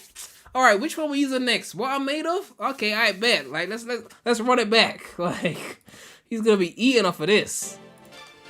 All right, what's the next? What is this Finding Maria thing? Is this an actual song? What is this?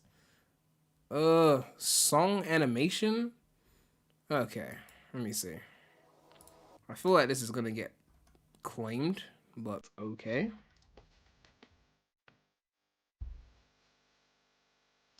This is definitely gonna get claimed.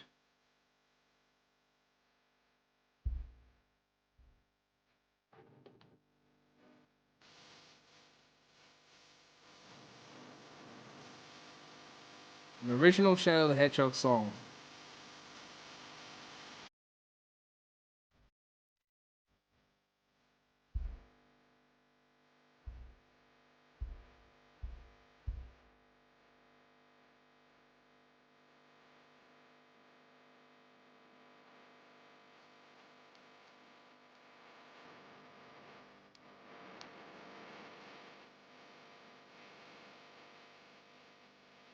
That's some Linkin Park shit. The Shinoda raps.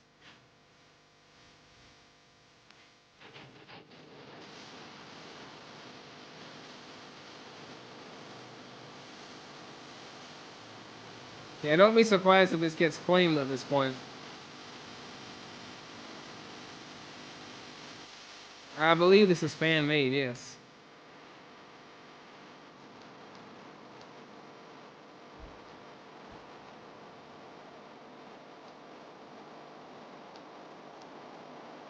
Yeah, it's definitely getting copyrighted. The last stream got copyrighted as well, multiple times.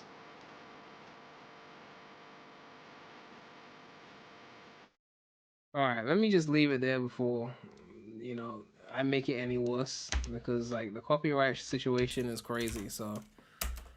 We shall go to the next song. Shiver Mountain.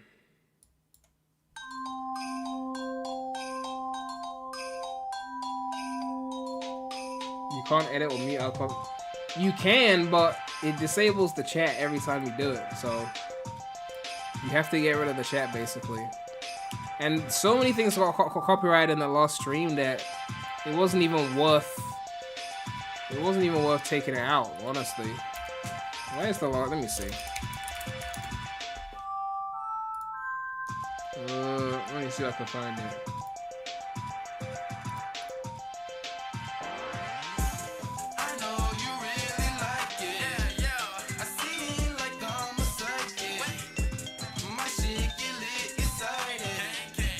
Yeah, look at this. Look at the claims I got on the last stream. I got claim for Chaos Island. I got claim for Hotline Bling. I got claim for What I Made, Know Of. I got claim for It's a Sonic Christmas. I got claim for Old Town Road. I got claim for some Ben Schwartz interview related to the movie. I got claimed for Open Your Heart. They even tried to claim me for 12 Days of Christmas, and that one pissed me off, so I disputed that one because that's in the public domain. They just took the piss. So, yeah.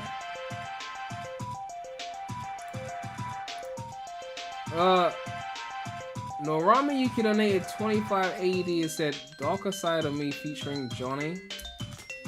This feels like it's gonna be copyrighted.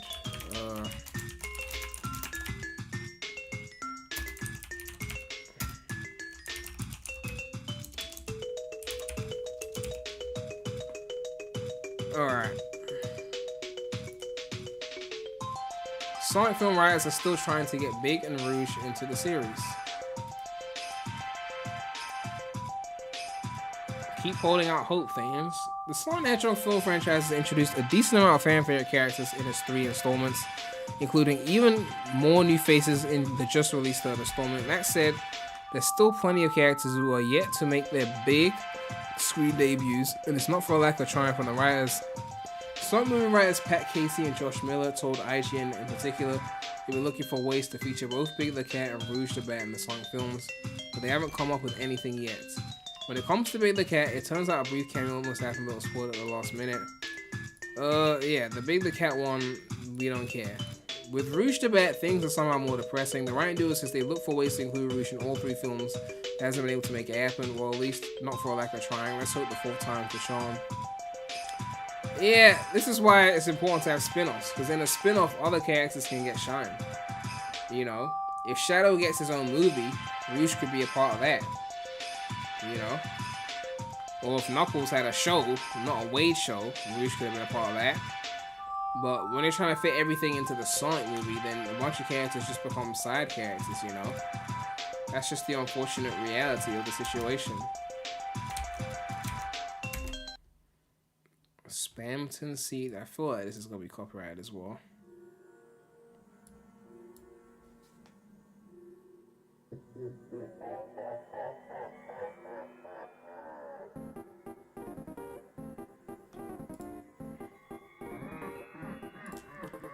Alright.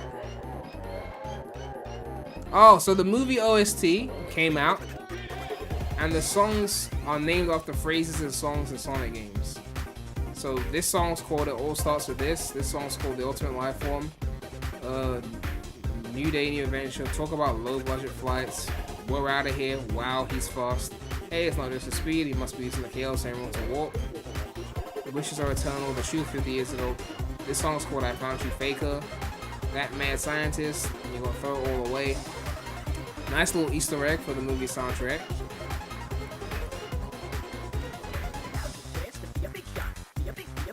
This one says, sitting down with IGN, the Sonic film trilogy's writers say they want to make a movie based off The Legend of Zelda The Wind Waker.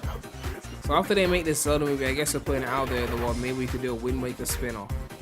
So the movie writers are like trying to secure their next job before the Sonic movies die out, I guess. Let's see. Speaking to IGN, Casey and Miller reminded us that they're signed on to write a script for an upcoming It Takes Two film adaptation produced by The Rock. And also hinted that they were working on some other unannounced adaptations they couldn't talk about. That's the things they're definitely not currently working on but would love to. He talked about Golden Axe. I wouldn't mind the Golden Axe film. Miller throws in A Boy and His Blob. These old ass Genesis references. Is that Ruby Delusions in that song? Ooh, Ruby Delusions. Ooh. Goated song from Mania. Ruby Delusions was goated as fuck. Where was I? Casey responds with the 7-Up game about the dot having a platforming adventure. He's referring to Cool Spot, a 93 platformer starring the red dot from the 7-Up logo. The Miller concludes with the following science suggestion. The Legend of Zelda The Wind Waker. The moves are already happening, we're already not doing it. Would be a Zelda. I remember always when we played Wind Waker, we're always like, man, it would probably be weird if they made a Zelda movie to start with Wind Waker versus the more classic Hyrule. Yeah, it could be interesting. I might check it out if it happened. Sonic 3 shows why it's important to respect the art of voice acting, especially when some other video game adaptations don't care to try. This will be an interesting read. It's about the characters on screen, not stunt casting. We all know what happens when voice acting goes wrong. There's a reason your brain still reads "It's a me, Mario" and Charles Martinet's legendary voice, not whatever Chris Pratt's doing or isn't doing in the Super Mario Bros. Movie. Paramount Sonic family flicks are playing the same adaptation game, but avoid making the same mistakes when it comes to gimmick casting that doesn't benefit the role. When you make an animated movie's casting process about the human personalities behind the characters, you lose the magic necessary to transport audiences somewhere new. Don't get me wrong, Ben Schwartz, Idris, and Keanu are all Hollywood stars, but there's a key difference. Schwartz steps into Sonic's foot and lets the Hedgehog take over, making audiences aware of his artistry without putting a distracting spotlight on the artist himself. Same goes for Reeve and Elba, who disappear behind Shadow and Knuckles. That's the problem with celebrity stunt casting anime movies and why it should be avoided. You sacrifice quality for a hopeful box office cheat code. Of course. What is this? Sonic 3 cast plays Shadow or John Wick? Let me see this. What is it? I'm going to give you some lines of dialogue, and you have to write down if the person who said it is either Shadow the Hedgehog or John Wick. I have not watched John Wick yet, so I'm just going to be like, if I don't recognize it, then it's probably John Wick. Here we go. First one. You're a colorful bunch. That's Shadow. Okay. Now when you're ready, show it to the camera. Oh, that is true. James this morning said you're. Really? You're a colorful bunch. Next one. No, I'm just sorting some stuff out. That's Wick. I don't recognize Shadow saying that. Yes, John Wick. That's correct. No, just sorting some stuff out. Next one. So I guess you have a choice. Ooh. That's Wick. I don't remember Shadow saying that. Oh, it's actually John Wick. I knew it. Shadow didn't say that. You have a choice. This is like taking candy from a baby. Shadow, This is Shadow, taking Shadow, candy from a Shadow, baby. Shadow. James Marsden with the winner. Wow. Shadow does take candy from a baby. In this case, the Chaos Emerald. This is like taking candy from a baby. When we're done, there won't be anything left. Shadow. Shadow, and John Wick. Shadow. Sorry. What I'll say, James Marsden was the cannolis in The Godfather. When we're done, there won't be anything left. Here's the final quote. Is this Shadow or John Wick? Here it is. Yeah. Yeah. Yeah, that's it. You know it. What? Yeah. What is it? Yeah. That's the quote. Is that Shadow or John Wick? I have no idea on that. Yeah. That's every Keanu movie he's ever done. Shadow, but can I also add to that James Marsden was the house that almost hit Charlie Chaplin? Really? Do you know that house that falls down? Yes. Maybe it was a barn door. That was you almost did. Yeah. Yeah. It's He was both. Uncle It's Henry both, from yeah. Wizard of Oz. That's true. You guys are all the winner. And I think that's it. That's all the time that we have. Great outro. Here comes Jeffrey. Let's hear a superstar outro. Guys, thanks for tuning in. We have the cast on Hedgehog 3. It's in theaters December 20th. That's Yes. right. Sonic 3 December 20th. That's right. We're actually That's wearing a Keanu Sonic and Reeves, Knuckles shirt. Idris, Wow. is James Tika, me. It has Colleen, two Jim Carreys, and Charlton Heston. Alright, next piece of content. I think we're almost done now. What's the next song? Darker Side of Me. I'll probably say that for the end then.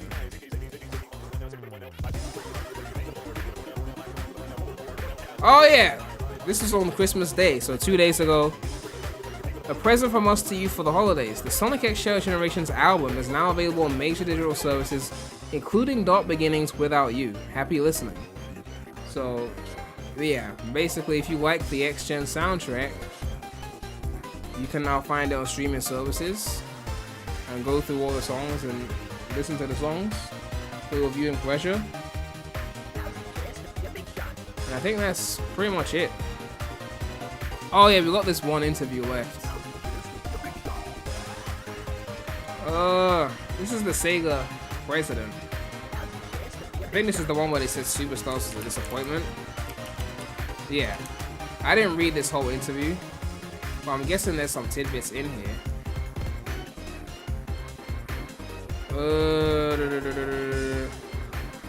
I just want to read the part where they said that Sonic was floundering in the 2010s. It says you've been back at Sega for around 5 years. What led to the company bringing you back in? So he left and came back? Okay, hold on. Let me just switch to the next, or the last song. Official music video.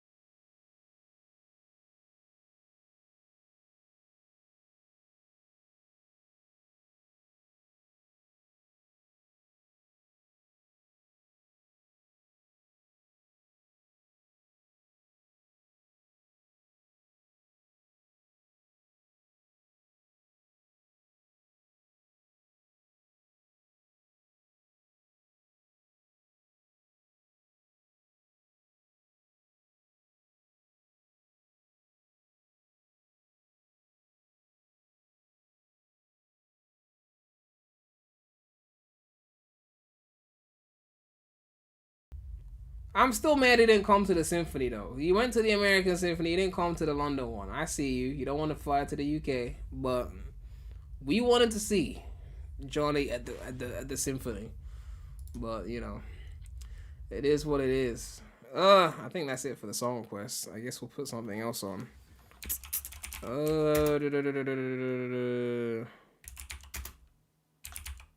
What's the name of that song? What the fuck is the name of that song? Big fishing music.